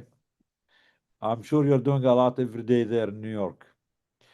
You're lucky. Are you enjoying the Mamdani days already or not yet? It's been 3 days now. Remember, I'm in Rochester, New York. It's about 400 miles from New York City. Oh, you're north. Oh, not in the city. We're on Lake Ontario, looking at Canada across the lake. So, yeah. I see. And it's cold here. Cold, yes, it's cold here too. Thank Yeah, you, David. I know. And let's hear from Dr. Erica Handel, because it's all One Health. Erica, are you there? Erica? Hello, how are you? Hi, Erica. How are you? Thank you for joining us. Well, I just wanted to express my appreciation for everyone, like whenever I'm able to join, this always gives me hope. I shared with some local community activists, I'm in Arizona, about how uplifting seeing the graduation ceremony, and just how grounding it is, and also the perspectives of sharing how it's being spoken about and the other action steps that we can take, and clear action steps we can take. It's very encouraging. We are Animal Healthcare Workers Against Genocide had a webinar. Our colleagues, Dr. Miriam Kamal, as well as additional colleagues, walked. I think we had maybe around 30 veterinary professionals who joined, as it was specifically directed towards veterinary professionals. And it's a small but also mighty number. And we're hoping to organize fundraising for the veterinary graduates in Gaza. So that partnership has continued to move forward, and hopefully we'll be able to celebrate those students and graduates getting their credentials. Amazing. This is great. Amazing. Thank you, Erica. Thank you for this. Please let us know if we can support in any way, and if we can join your actions too. I mean, absolutely. United, we can make a bigger difference. Thank you so much. Thank you, Erica. So today, our colleagues from Sudan could not join because they are traveling, and our colleagues from Rohingya could not join because they had some problems with the internet, but both of them are going to be joining us next week. Two of our colleagues from Congo could not join because they are both traveling, but we have Claude here with us. Claude, are you there? Claude? Yeah. If you're around, Claude, we can hear any updates from you or any reflections. For the meantime, we're gonna wait for Dr. Al-Farra to go to the ICU to talk to the family of that child. And let's go around the panel. We have Martha Miller from Boston. Martha, thank you for your support. Thank you for being with us. Any reflections, Martha? It was so many. Beautiful to hear from, her name was Yasmin. Yasmin, she's still with us. Yeah. Oh, it was so beautiful to hear from you, Yasmin. Do you speak with her in Arabic? How many Arabic do you know by now? La. لا احكي لها مرحبا، احكي لها مرحبا ياسمين. Do you know a few words؟ كيفك؟ Yes. Practice. Practice a couple of words. Oh my God. اشتقنا لكم، اشتقت إليك. What did you say? I look it up each time. I'm getting Yasmin, are you still with us? Yes, yes, I stand. Yasmin, Hello. Martha I is miss trying. you. Yasmin, Martha is trying to learn Arabic, and you have a master in education, صح? Yes. Do you have a master in education?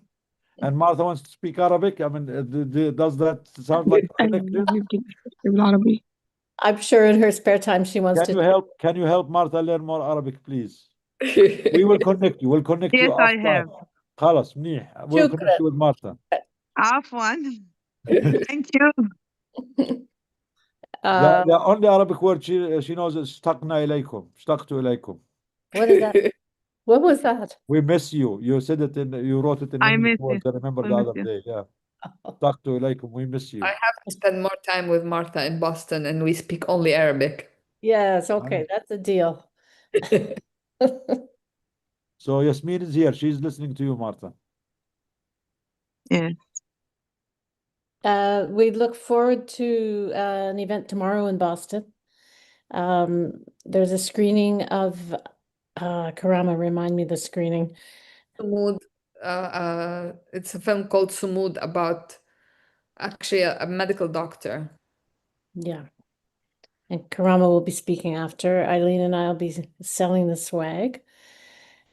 Eileen was with us earlier. She was here, yes. She was out.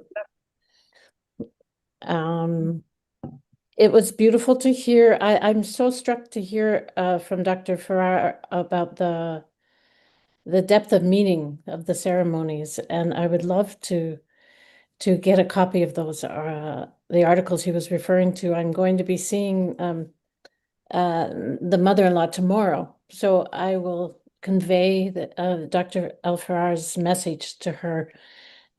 Very powerful about the symbolic and political dimension to the ceremonies. So I was very, very moved by that, as will, and I'm sure she will be also. So thank you, Dr. Al-Farrar. Thank you, Martha. I think Dr. Al-Farrar is already now in the ICU, and maybe we're ready to talk to the family. Dr. Ahmad, are you there? Yes, I'm here. This is my colleague, Dr. Wala.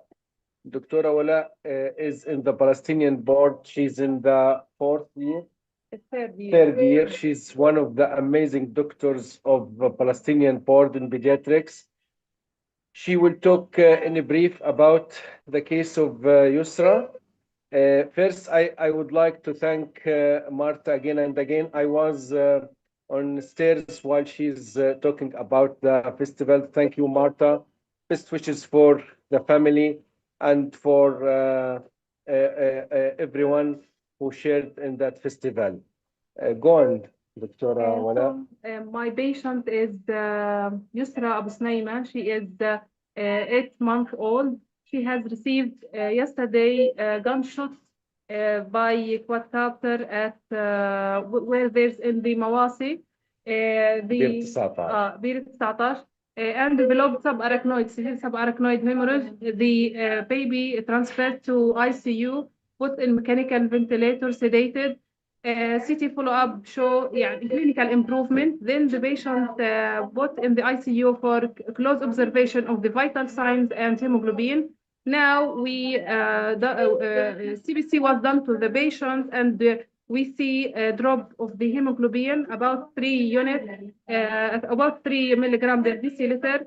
And we have to do follow-up CT. We are afraid about rebleeding or if there's subdural hemorrhage or any bleeding in the brain. And the case is now in about critical to moderate to critical case. General condition. General condition is moderate to critical. So we hope that bleeding will stop and the child begin to have family. Thank you, Dr. Wala, for all what you do. Thank you for the update. Thank you for taking care of the baby and all the victims of this genocide. We, Doctors Against Genocide, all the doctors in the world, thank you for all what you do every day, for being the true doctors that you are, for refusing to abandon your patients and your profession, for being strong and resilient despite the lack of maybe medications or modern equipments. I know you mentioned you did the CBC for her. Maybe it's the only lab test that you have. We have And I shortage know, of other labs. yeah, I know many other lab tests are not available now. And being able to manage these very critical, these very severe cases, despite the lack of all these Inshallah. equipment, is really something heroic and something noble and something we can all We learn do from. all of our best to the case to reach her family and to be well here. You know, Dr. Nidal, Dr. Awala is working now 24 hours, over 24 hours. She's in the morning was with Dr. Abdullah Hasaballah in bronchoscope. She's trying to train on bronchoscope. She will be, inshallah, over skilled and highly qualified in bronchoscope and pediatric ICU doctor and the neonatal ICU doctors. This is the real Palestinian doctors that we have. MashaAllah, MashaAllah. We're proud of you, Wala.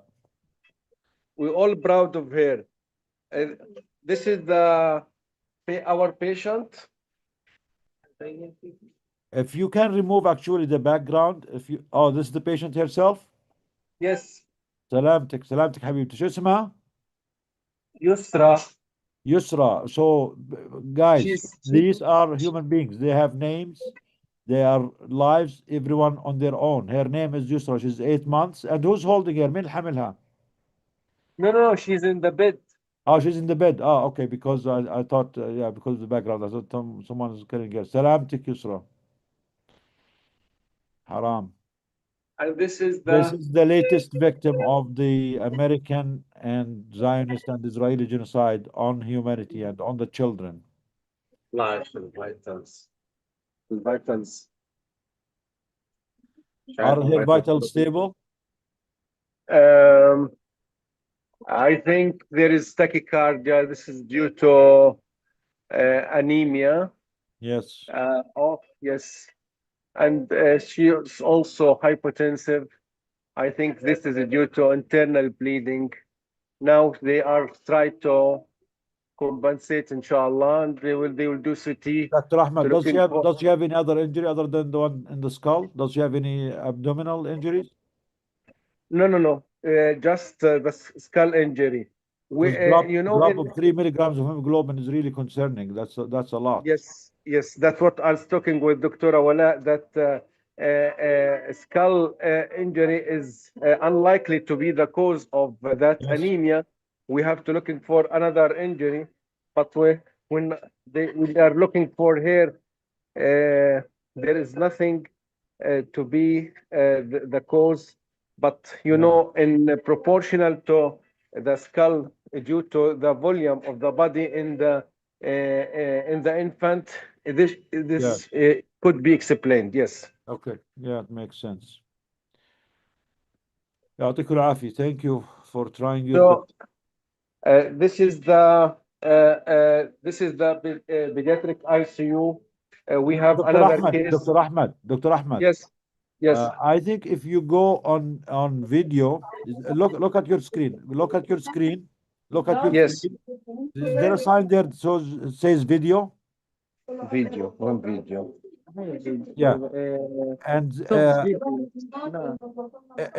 remove the background. Remove the background. It will be easier for us to see everyone there if you remove the background. See this arrow? There is an arrow next to video.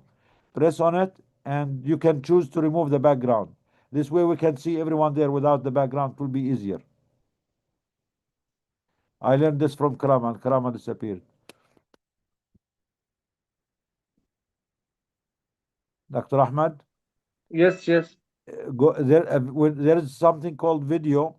There's an arrow next to it. Press on it, and then say adjust my background. Press on adjust background and say remove the virtual background. Share, maybe share.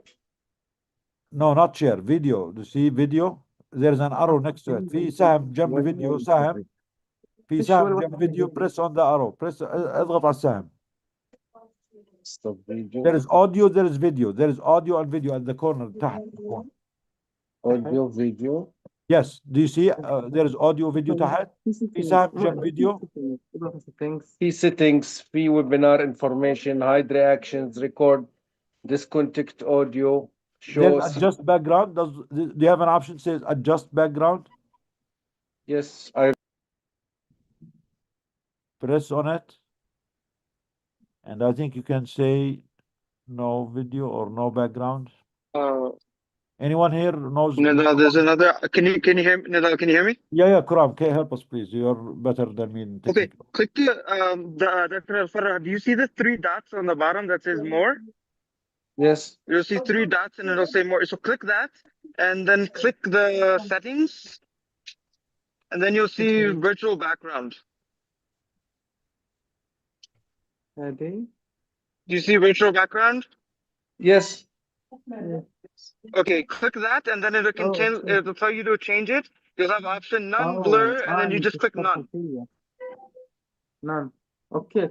Yes. It's okay. Yes. Yes, okay. Can you see now? Open the camera now. Just So open the turn the camera. video back on now. Turn the video back on. Sorry. افتح الكاميرا. الكاميرا مفتوحة جديدة. هي هيك.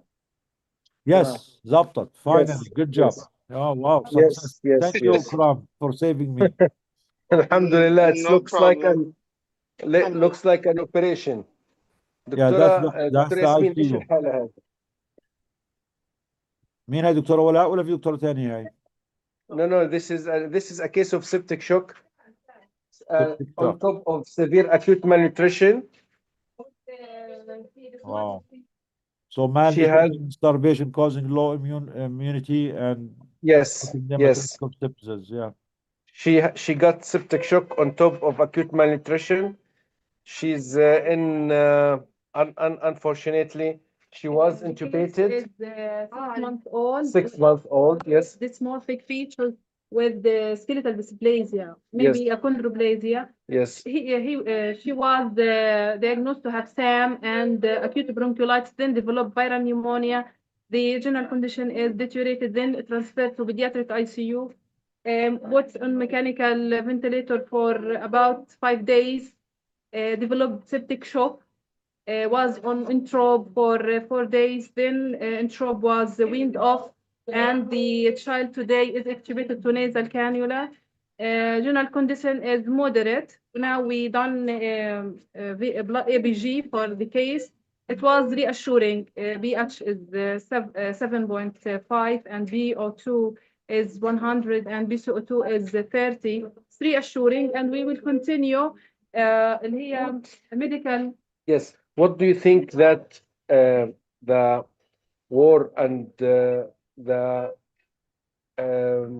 environment that we have in Gaza affecting this child? First, that she has severe acute malnutrition, and that we couldn't diagnose her as confirmed a case of achondroplasia. We need genetic study. We need whole exome, which is not available in Gaza. Yeah. So we have also in every case, there is a story. There is a challenge to diagnose.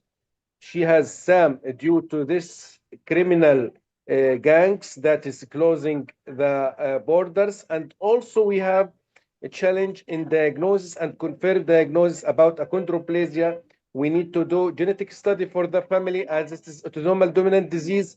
We have to do whole exome or West exam for her, and we couldn't do that. What we have else there?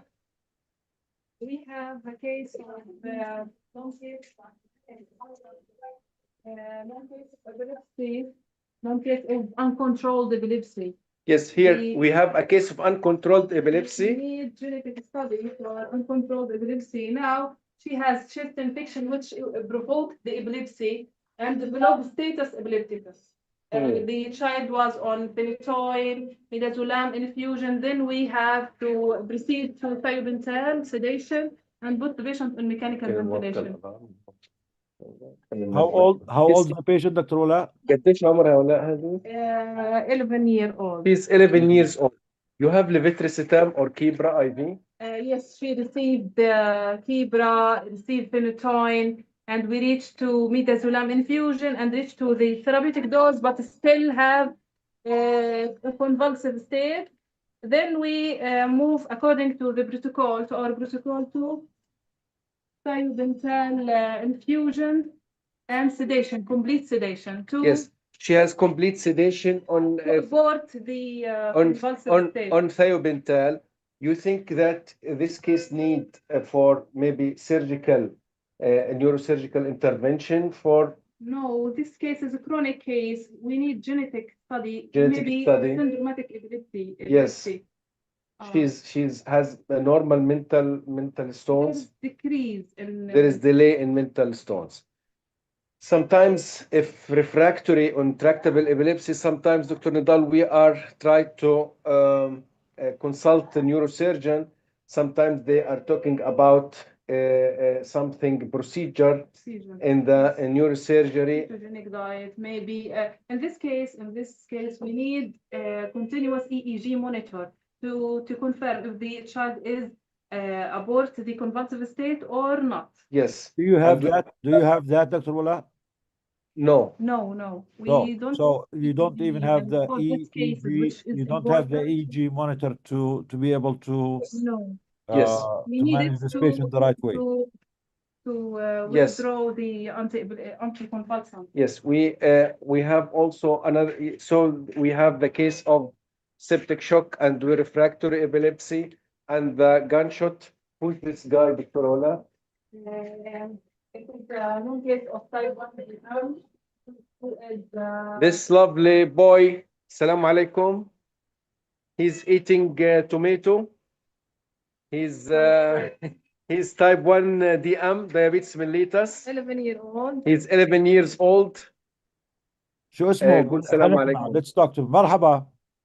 بقول لك مرحبا، قول له مرحبا. كيفك بقول عمو؟ لك شو اسمك؟ بقول لك كيفك؟ الحمد لله. شو اسمك؟ حبيب. حبيب. حبيب. حبيب in English means what? حبيب ايش هو عيلتك؟ Love.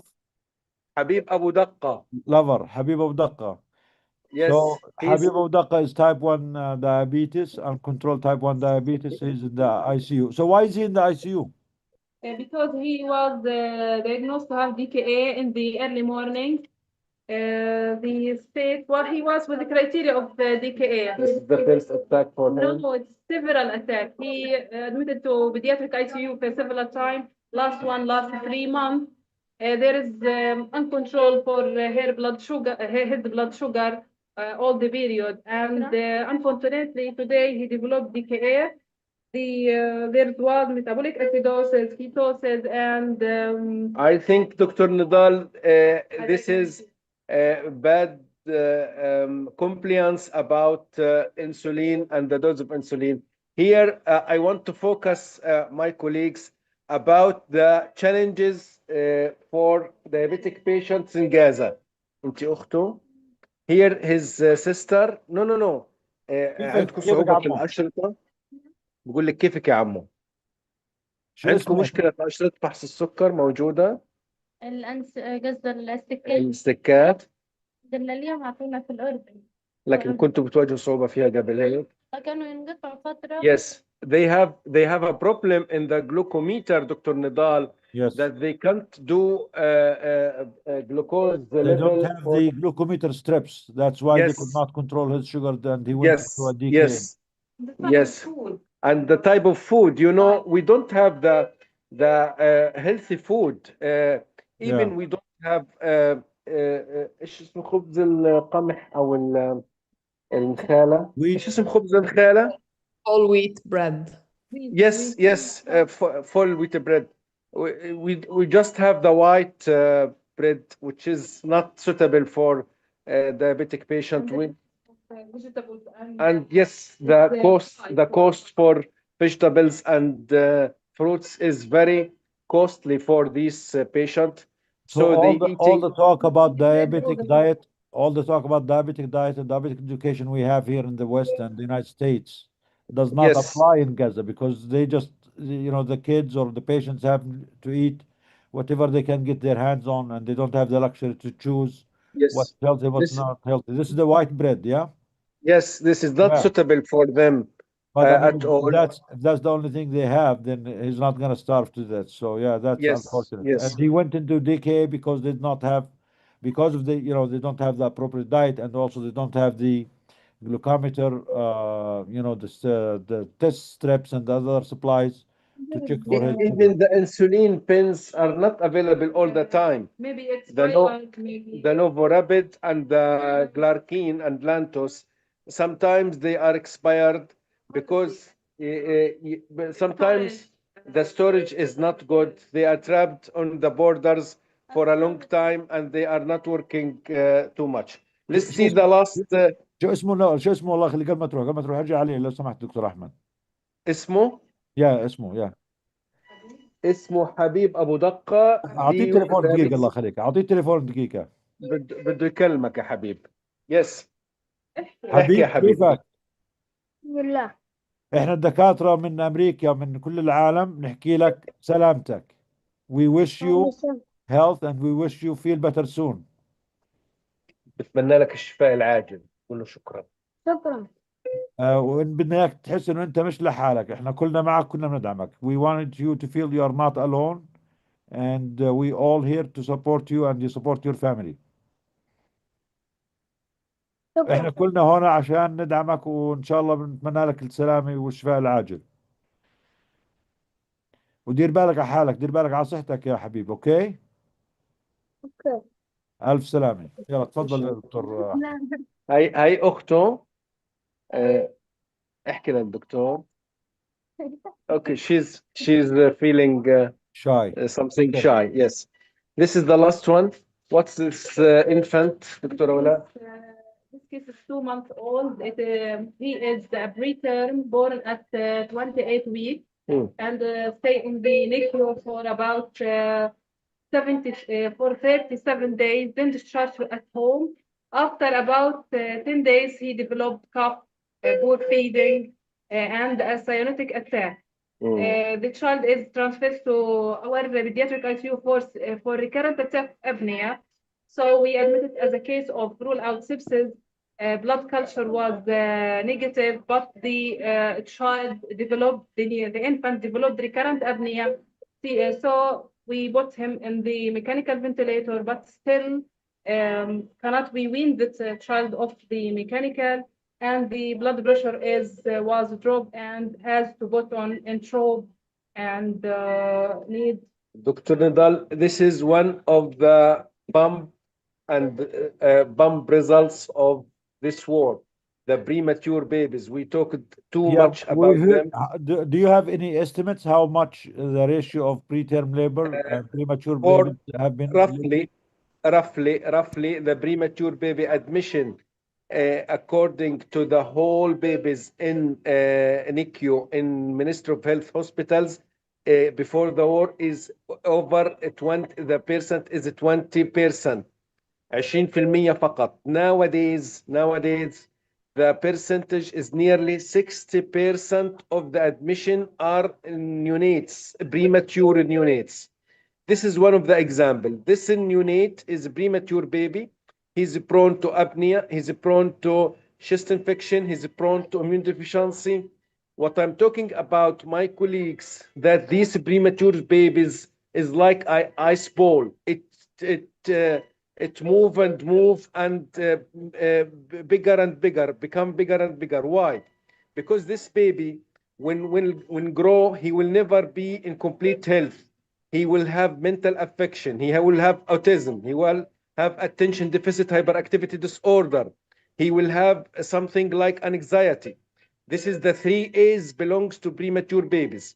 If she is a female, she will have short stature. When she will get married, when she's in puberty, after puberty, she will have babies who are short stature.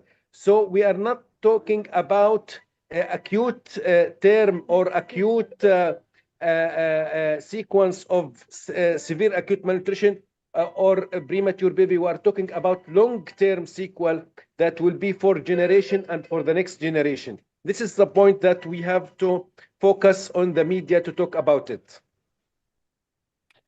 Yep. Thank you for sharing all this, Dr. Ahmed. I really think we need to do an ICU round every week, if you can. Yes, I'm Get ready, an inshallah. update. Now Rayyan helped me how to do the video. Inshallah, next time we'll do it short. Is it Rayyan the one who was with you?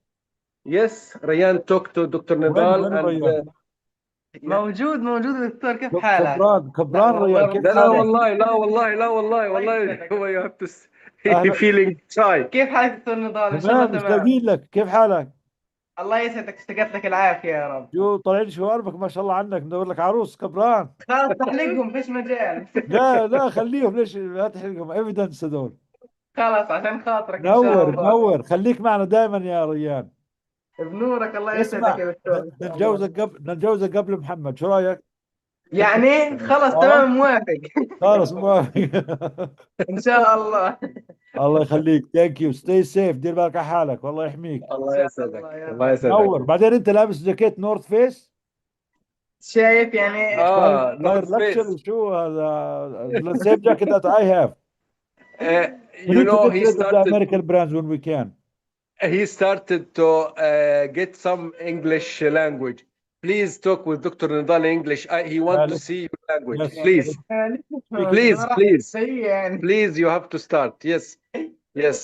يعني قول له يعني Diana, talk to him in English, please.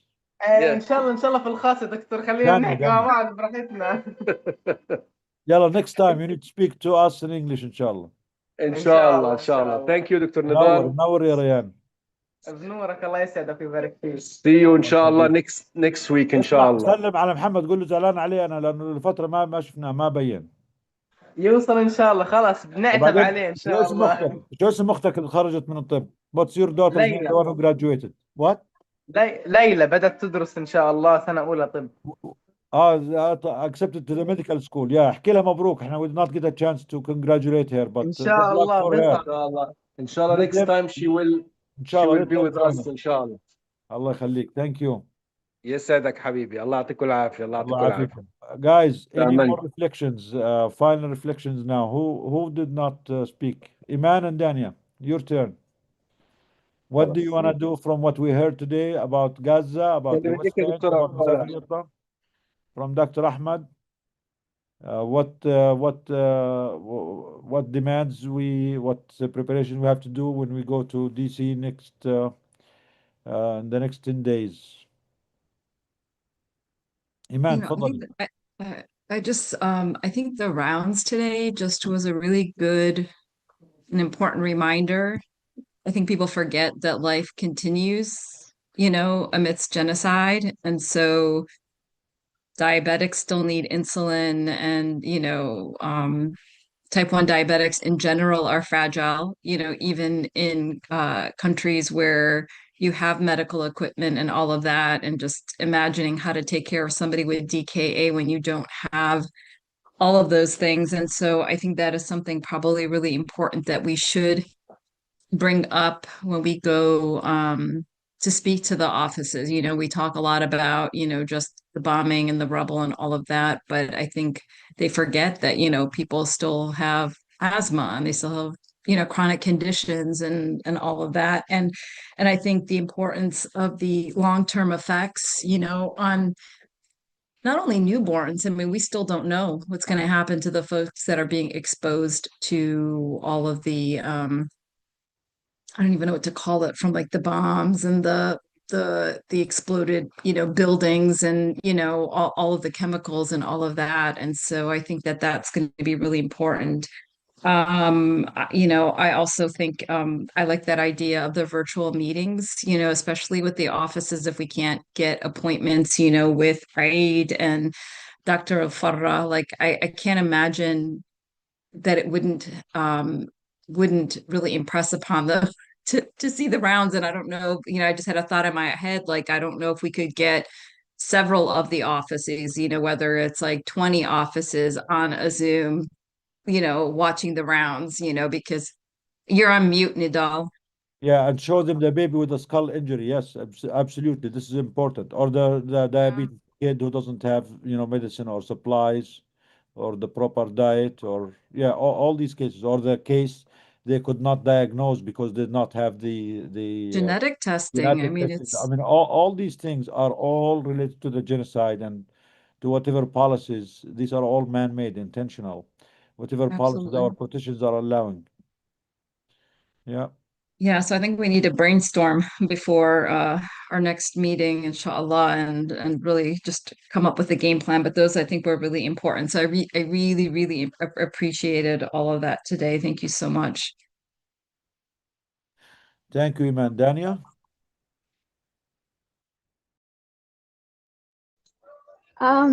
Reflections. I feel like I have so many. I guess like my first one is I'm grateful Dr. Ahmed presented on Baby Yusra.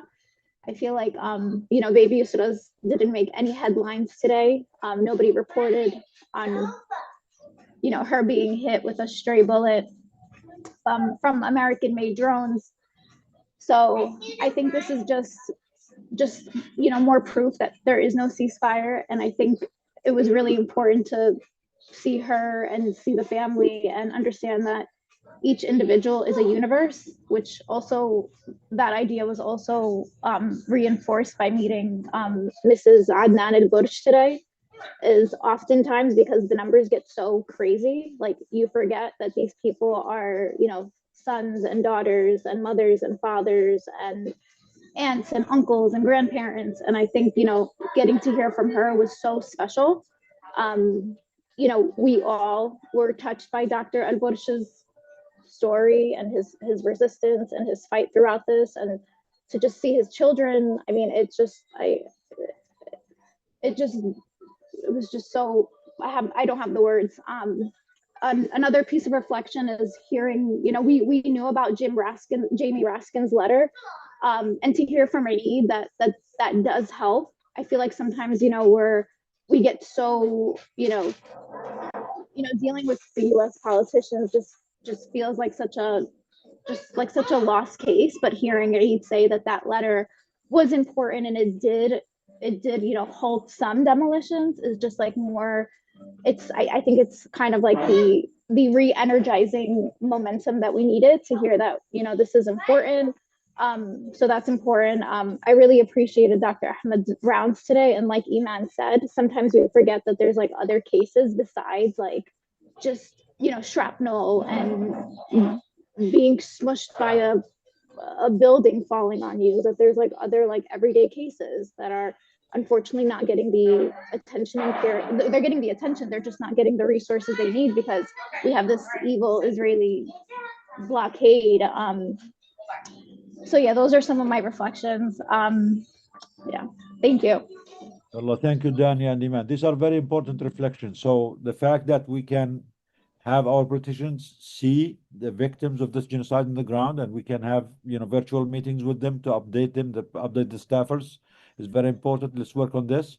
And as you said also, I want to double this. Whatever we're doing is not magic. It's not fixing everything altogether. It's not ending the genocide, immediately, but we are moving the needle. And whatever action we can urge the, senators, the staffers to do, a letter here, a pressure here, a phone call to the embassy, to Israel, to the United States, does help something. We just need to have more doctors, more voices join. We need, again, Raskin himself. Was it Raskin who said, bring me 1,000 doctors? I think David's here. Oh yeah, they bring me $1,000, 1,000 doctors, and I'll do whatever you want. So you can share this with us, David, because it was said to you. Yeah, well, I did by chance have a conversation directly with Representative Raskin, who I met outside one of the buildings as he was waiting for a car, and I recognized him, and we had a good conversation, and he expressed interest in where I was from, which is Rochester, New York, and asked who our representative was here, and told him, and he said, "Oh yeah, Joe, good. Well, Joe Morelli. I'll have a conversation. I'll tell him that I saw you." So I spoke to him about how useless our representative is, and that when he said that he would speak to him on my behalf, I said, well, the first thing I'd like you to say to him is that he ought to stop taking money from AIPAC so that he can start doing the right thing rather than what he's being bribed to do. And he didn't like that so much. Mr. Raskin didn't. He said, well, I think we should start with something less confrontational. That'll put him on the defensive. And I said, well, some things are need to be said first and foremost, because without that changing, nothing changes. And so he did say to me about, he said, well, how many doctors did you come with? And I said, well, we came with probably 50 doctors are here today, or a little more. And he said, well, if you would bring 1,000, how about bring 1,000? How about talk to the AMA? And I said, well, we have, but that organized medicine is influenced by the same thing that Congress is influenced by. And he said, well, if you could bring 1,000 doctors, that would help me to be able to do more on your behalf. That would make a statement. So, I think that partly he's saying that because he understood from what I had just said that, getting 1,000 doctors would be a daunting task, to put it mildly, and it gives him an easy out. Well, they're only bringing. So I don't put a total stock in that suggestion, but I do think that if we upped our numbers and came with significantly more people, if it's not 1,000, if it was 200, let's say,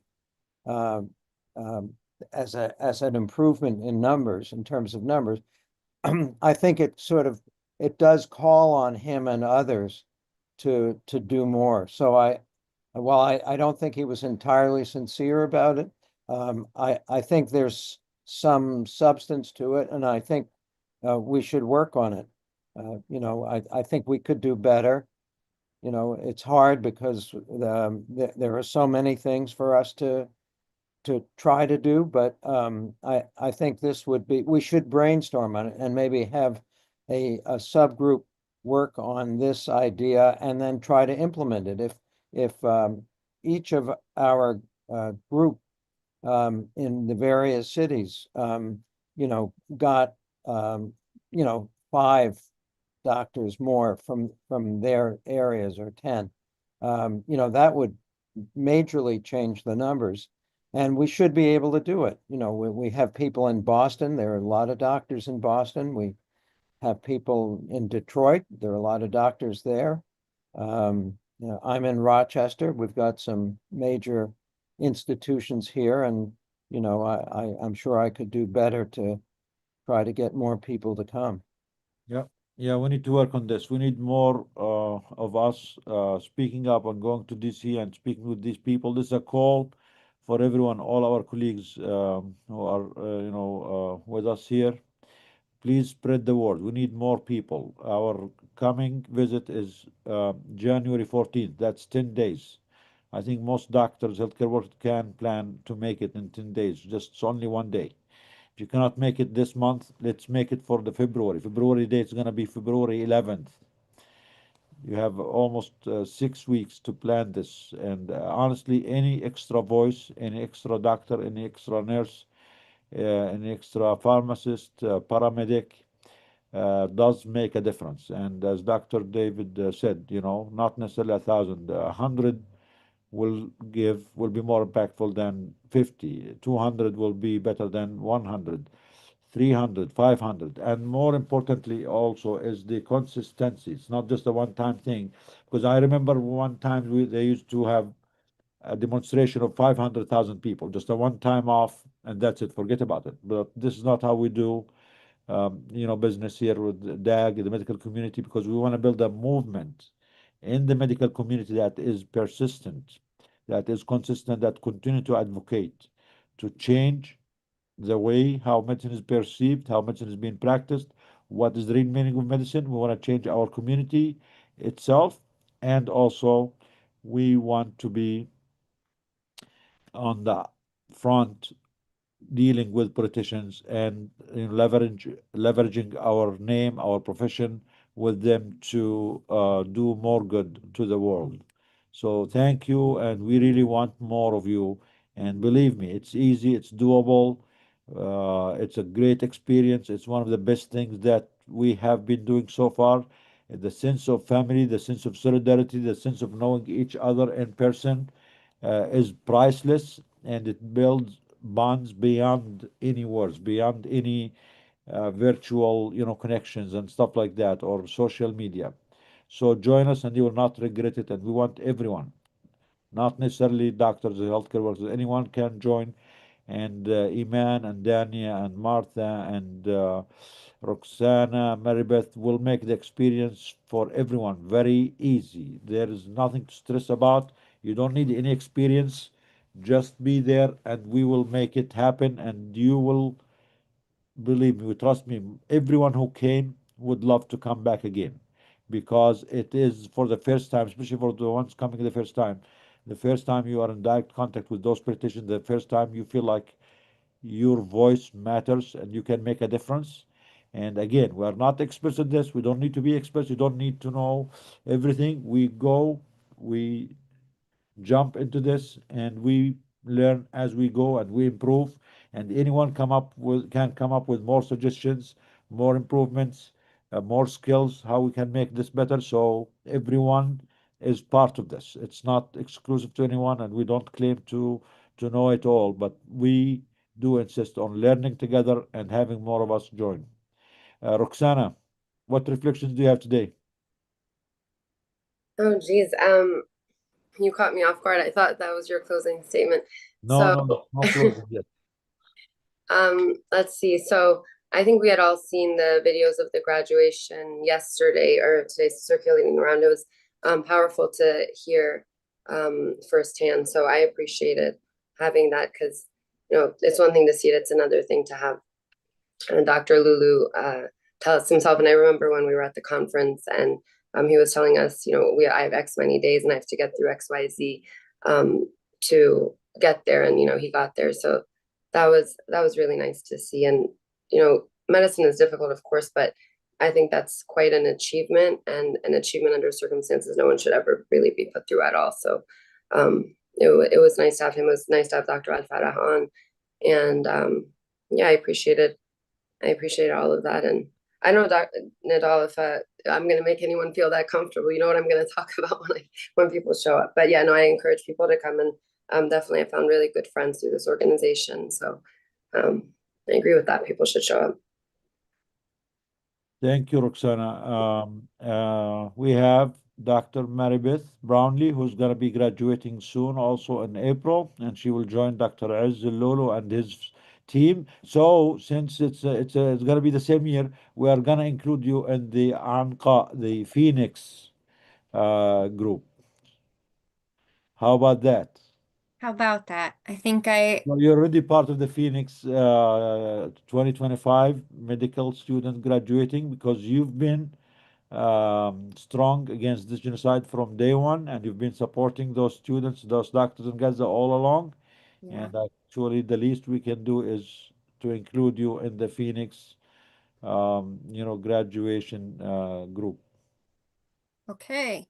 That's a really big deal to me. Maybe we can have Azz prepare a special video for you and his group. Yeah. Well, See, maybe we're a making it project. nicer and nicer. Yeah. Yeah, it's something he and I can work on together. And I think that really appeals to, we don't seem to make as much ground with logic as we do with emotion. And when you appeal to the heart, you might cover more ground. And I think that has some potential for a very heartful sort of demonstration of solidarity. So a few things I did want to discuss. Early on in webinar, we had a comment from a lovely person watching, Mahmoudul Hassan. He says, Assalamu alaikum. Marahamadatullah. We, the Rohingya refugee students and youth would like to wholeheartedly congratulate the brothers and sisters of Gaza. We truly appreciate and are proud of you. Inshallah, we will all be free, inshallah. And then to also document, an anonymous person sent Dr. Ez and your colleagues much love and thanks and well done. Against so much, you all came through and inspire us. Assalamu alaikum. So just wanted to give voice to... So actually, the Rohingya youth will be with us next week. They were supposed to be today, but they had some problems with connection and preparing their presentation. But they have a group team working there. And inshallah, we will hear more from them. And looking forward to hearing from them. I just wanted to give those two comments voice in our format. Also our lovely YouTube audience who watches the live stream, and they are on it. And they have had these really interesting ideas about more exposure for DAG and the work we do through different podcasts and things. And I want to encourage them that if there is a podcast you have that aligns with the values of DAG, you are absolutely encouraged to make contact with them. See if you can get a point of contact and arrange a chit chat with DAG. We're here. I also think about my comrades in the disability community, both with visible and invisible disabilities. There are a lot of barriers as far as what they can do. Because sometimes going to protests on ground isn't a way that everybody can contribute, right? Things like that. So anybody who is willing, able, interested to reach out to podcast point of contacts, media points of contact, go ahead and just send us that email to info@doctorsagainstgenocide.org. Side note, should we make a media at doctorsagainstgenocide.org to handle such things in a more streamlined fashion so we don't miss people wanting to connect to propagate our message. And so, yeah, go ahead and then send us an email and be like, hey, this, what was it? Revolutionary Change podcast has maybe reached out to DAG. So we'll, want to follow up on that and see. And then who is the person that would then be on the podcast? Okay. Another thing. Before we move from our supporters, we are grateful for our supporters, the ones who are on YouTube.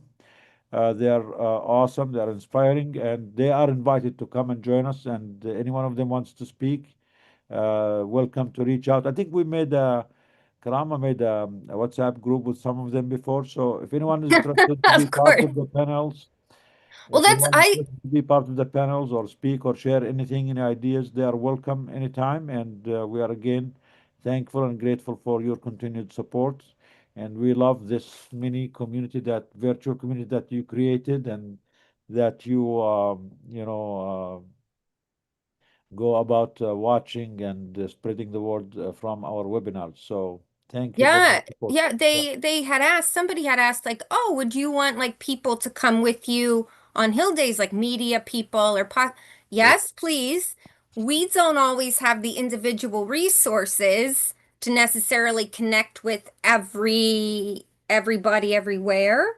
And so this really diffuse network of the Dagsters doing that ground level work would be really helpful if anybody had a way to connect us.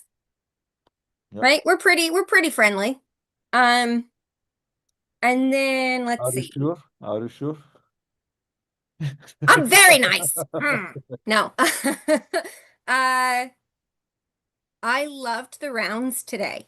Yes. And you remember we had talked months ago about med student rounds. And it kind of had me thinking about that again. Again, I don't know if we have sort of the capacity to add like one more project, but I have the DAG students in the Signal group. Could we do a grand rounds periodically with med students? Because like me, oh my God, the amount of notes I took today. 1, 2, 3, 4, 5. In fact, bummer, Dr. Alfara isn't here because I actually had a question about Cushing's triad in brain injuries in children, specifically the young pediatric population. Because for the audience, you see these certain changes in a person when they have increased pressure in their brain. And so this baby sounded like it was hypertensive, right? Yeah. But the other part of it is bradycardia, and baby was tachy. Yes. But does the anemia manifest in the tachycardia outpower the bradycardia parasympathetic reflex? And then in a very young child whose skull still has maybe some soft fontanelles, like, would you still not see a manifestation of Cushing's in a baby that young if they were at risk of now herniation? So yeah. Very interesting observation. And I think, yeah, we thought about the idea of the grand rounds for med students a while ago. And sorry, because there are so many things to do and maybe we just forgot about it. But please, thank you for reminding us. We need to do it maybe once a month. Yeah. Yeah. Medical student grand rounds, and we can do it one time with Dr. Alfarra, sometime with an adult, doctor there, or a surgeon or an orthopedic, and different hospital every time. Let's maybe we wanted to lead on this, please, Maribeth. Yeah. Okay. Okay. Once a month, grand rounds for medical students, and we have Dr. Sui with us. We have all of us here, and we can have a doctor or 2 or 3 from Gaza join us every time. Yeah. And be fantastic. Karama has something about education, knows something about education and academics. And brains. She knows a lot about baby brains. Yeah, maybe she can help us with that project too. I think, it would be good to have some time for each patient, just, not a touch and go, because you don't get the full picture. And I also think if we're going to do this, probably, I don't know if it's appropriate to have it in a public webinar form. For the medical student, the grand round is going to be just medical student, like a small study group or something like that. Yeah. Which then, would you want to look at like a campaign focused effort, like 1,000 Doctors Day in DC, and give time for like build up towards it? Was sort of another idea now floating around. Let's see. Iman said swimming in really cold water is good for you. Who's Iman? In fact, this Dr. Husney right here, our very own. She put a message in and said it's good for your mitochondria. So now I got to get like the New York and maybe the Boston gals together, all us ladies, and we're going to go swimming in New York or Boston, right? I'm sure Martha will love it. So let's go back. She says, yeah.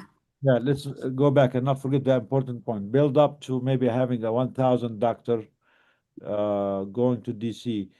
How about do it in April, which is the international month of, the recognition of genocide and genocide victims and stuff like that. Do you think we can do that? We have 2-3 months. And do you want to call it 1,000 Doctor Day or 100 Doctor Day initially? We can say the campaign, white coat march to DC. That was the first ever campaign that was intended by DAG in 2023. If we can put it back to life, but try to have more numbers this time. Maybe we will have the ribbons ready. Yeah, exactly. I think it's gonna be like mid-April. Maybe let's start. Can we start maybe the basics of a flyer or idea concepts about this? and try to get 200, 300, 500 doctors, healthcare workers come. And I think April, the weather is nicer, and April is also as a month. It's a month to raise more awareness against genocide and about genocide victims. And we have, 3-4 months to prepare. So that would be a good idea. What do you think, Iman, Daniel? I love that idea, Mary Beth. Yeah. I think that would be awesome. And I think we can say 1,000. They talk about 1,000. million in March, right? Let's not keep the exactly. number low. Let's say 1,000 white coat march, and maybe that we just have to figure out how to really get it out there. I don't know if we have connections with any influencers. Make a note, please, of this so we can Yeah. build it up. Yeah, Right. definitely. And we need, yeah. Yeah, and then challenge ourselves. Like I'm gonna work on Dr. David Sperber's idea. We can find each of us 5 people.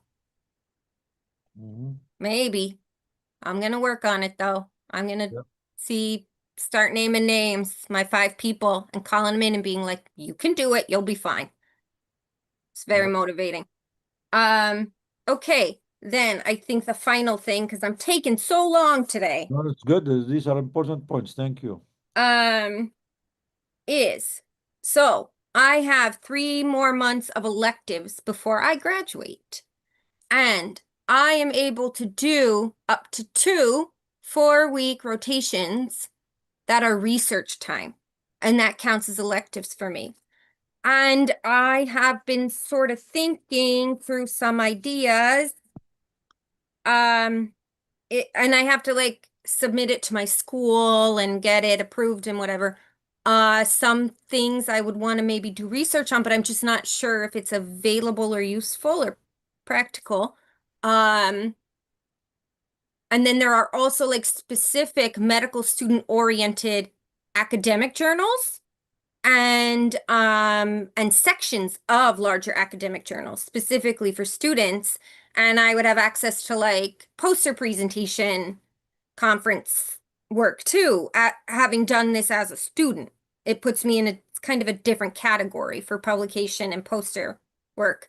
So some of the ideas which would require my connections through DAG, I need either an MD, a DO, or a PhD who is my mentor on it.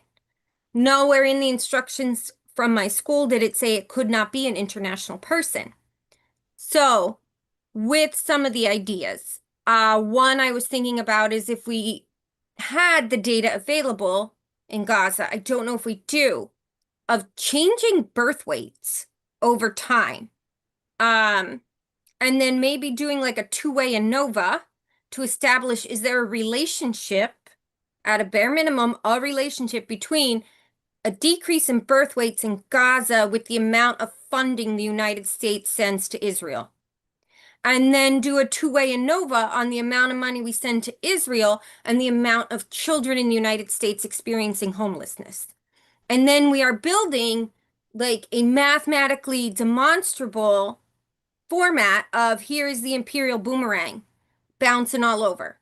So just some things, but then I said, I would need the data, the numbers from Gaza, and maybe Dr. Alfara would be the second author mentor on this. I don't know.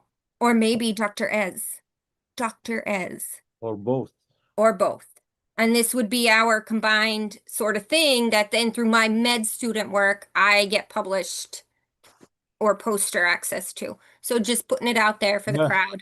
Yeah, please. This is important. Yeah, I think we should need to work, maybe create a group for this. We already have actually a student doing a practicum with us, with the disability group. So that is also something that we're trying to collect the data on this. But collecting the data on the preterm labors and underweight and all these things is very interesting through Nasser Hospital. And I think Dr. Ahmed and his team at the ICU and the whole the hospital there will be a great source. And you can you can even address in your info that not every birth weight can even be recorded under times of genocide. Great. Let's work on this too. Absolutely. Great idea. I think that's it. Okay. Thank you. We have Dr. Suyang, your reflections. I know you talked about Dr. Ghassan, but your reflections on the other subjects, also the webinar.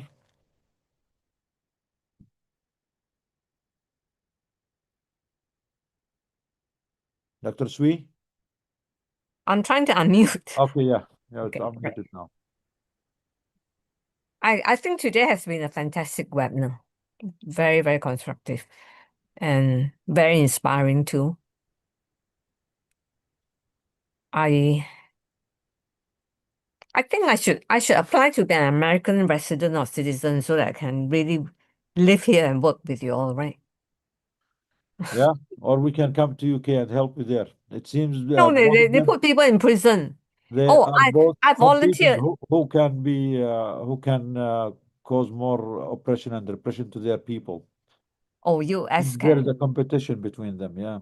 You're talking about the Quartz, the little girl, you know, one of the factories that the people who are now in prison trying to shut down Elbit, they make the quadcopters. So we have got Oh. several factories which the Palestine Action people try to shut down, and that's why they're all in prison. Wow. Yeah, and Yeah. right. I put myself on the register to visit them in prison. So let's see what happens. Karama, are you still there? Karama? Nidal. Yeah, you want to close this out Thanks. before you Oh, leave? you I have can been ask you. fantastic, No, Karma. before you leave, you cannot Yeah. leave before I you made close you the webinar. host. No, you're the host now. Close it out. You're host. Yeah. You want to say anything? No, I agree with Dr. Suyang. It was very good. I mean, just looking at our Instagram feed and Yeah. seeing all the pictures of the graduation was just stunning, to Yeah. say the least. The And students are great. So wonderful. meeting Dr. Adnan's wife, it was really what a beautiful, strong woman. Yeah. Yeah. And I think, we're starting the new year, so this should be inspiration for us to keep going because people count on us being in their corner. And maybe we can have a New Year resolution to make the webinar shorter a little bit. No, no such resolution exists. I don't know. I don't think Dr. Jabbo can make it shorter, you know how? No, no. Can we do it shorter, Dr. Sui? I don't think so because today we are almost finishing 4 hours, right? Yeah. But that is because Congo is not here, Rohingya is not here, Sudan is not here. You add them in, it'll be 5 hours, right? 5 hours is good, yeah. Okay. Yeah. So actually Unless it was very productive today, very inspiring and very sad, but also very productive in terms of ideas. Ideas of advocacy. I think Iman and Daniel grasped very important points that we can work on, and ideas for academic work. I think Maribeth is seems Maribeth Karama. We're adding Maribeth to the Phoenix group, the Fawjal Mary Arqam. Beth, yes, She's let's graduating the do it. same year, so and she's Yeah, going to be the least I think we need more subgroups that manage things and get more involved. So But anyway, as you said, New Year, Yeah. recharge, renew our energy, our dedication, our commitment to make a difference, to end all genocides. We really appreciate all of you. Thank you for all what you do. Thank you for staying strong. And I know sometimes it feels exhausting, but as we said, it's a new year. Let's consider as if we are starting now.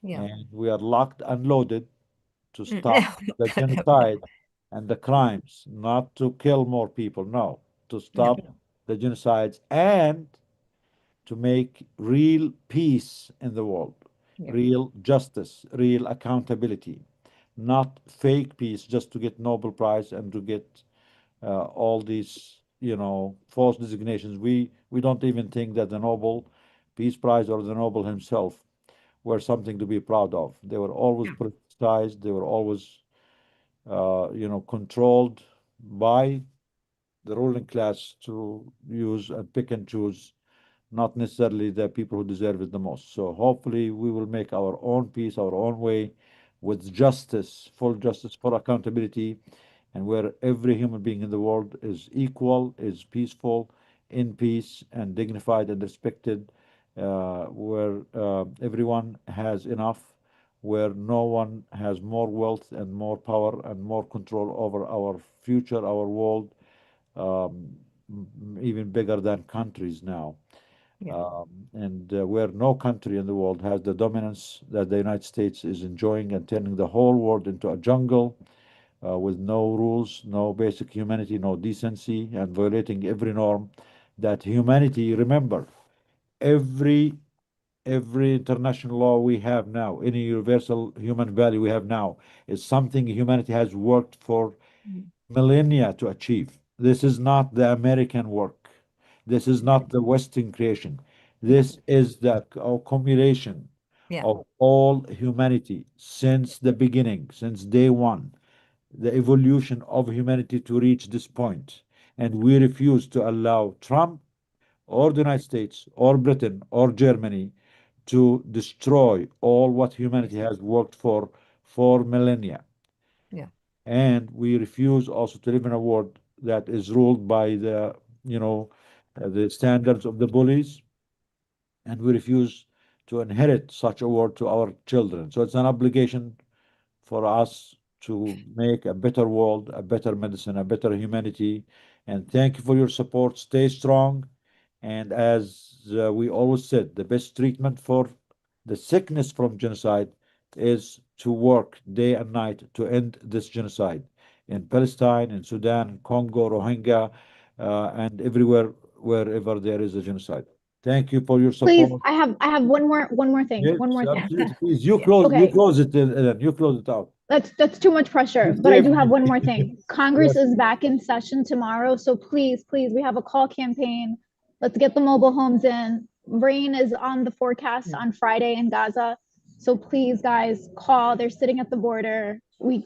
Please let them be flooded with these phone calls tomorrow. The link is in it's in our weekly email, so please use it. It only takes like a few minutes, and that's it. Thank you. And also, we cannot forget about Dr. Hussam and his colleagues. There is so many letters, so many campaigns to release Dr. Hussam and his colleagues. And I think Code Pink is also starting another campaign. So please support all of them. Every noise, as Reed said, every noise does help, does make a difference. Like the child, the American U.S. citizen child, Muhammad, what's his name? Muhammad Ibrahim was released last month. Due to our constant pressure, we can also, if we continue the pressure and keep up the pressure and make it harder on them to hear about Dr. Hussam and his colleagues every day, about the children in Gaza every day, about the people who need the mobile home every day, eventually they will do something. So never think that nothing's gonna help, let's go and sit home. That's an excuse for not doing anything. That actually is a silence, and that enables the aggressors. Okay, Dr. Sweet. No, talking about Dr. Hussam. You got a chapter of Amnesty International in USA. Pressurize them to adopt him as a prisoner of conscience. Because they have to campaign for him. Who? Dr. Hussam. The AMA? No, the AMA is useless. I'm talking useless. about Amnesty International. Amnesty, yes, I know. I know they have campaigns. Yeah, we need to work with them more. Because they're I don't know whether they're hiding behind or what it is, you see. They just keep telling us that, it is very difficult and nothing is difficult. What's so difficult about granting him, prisoner of conscience? Because that immediately shifts the focus from him being associated with Hamas and therefore deserve to be arrested as a terrorist to a prisoner of conscience, which is associated with bad dictatorship, imprisoning their people, you see.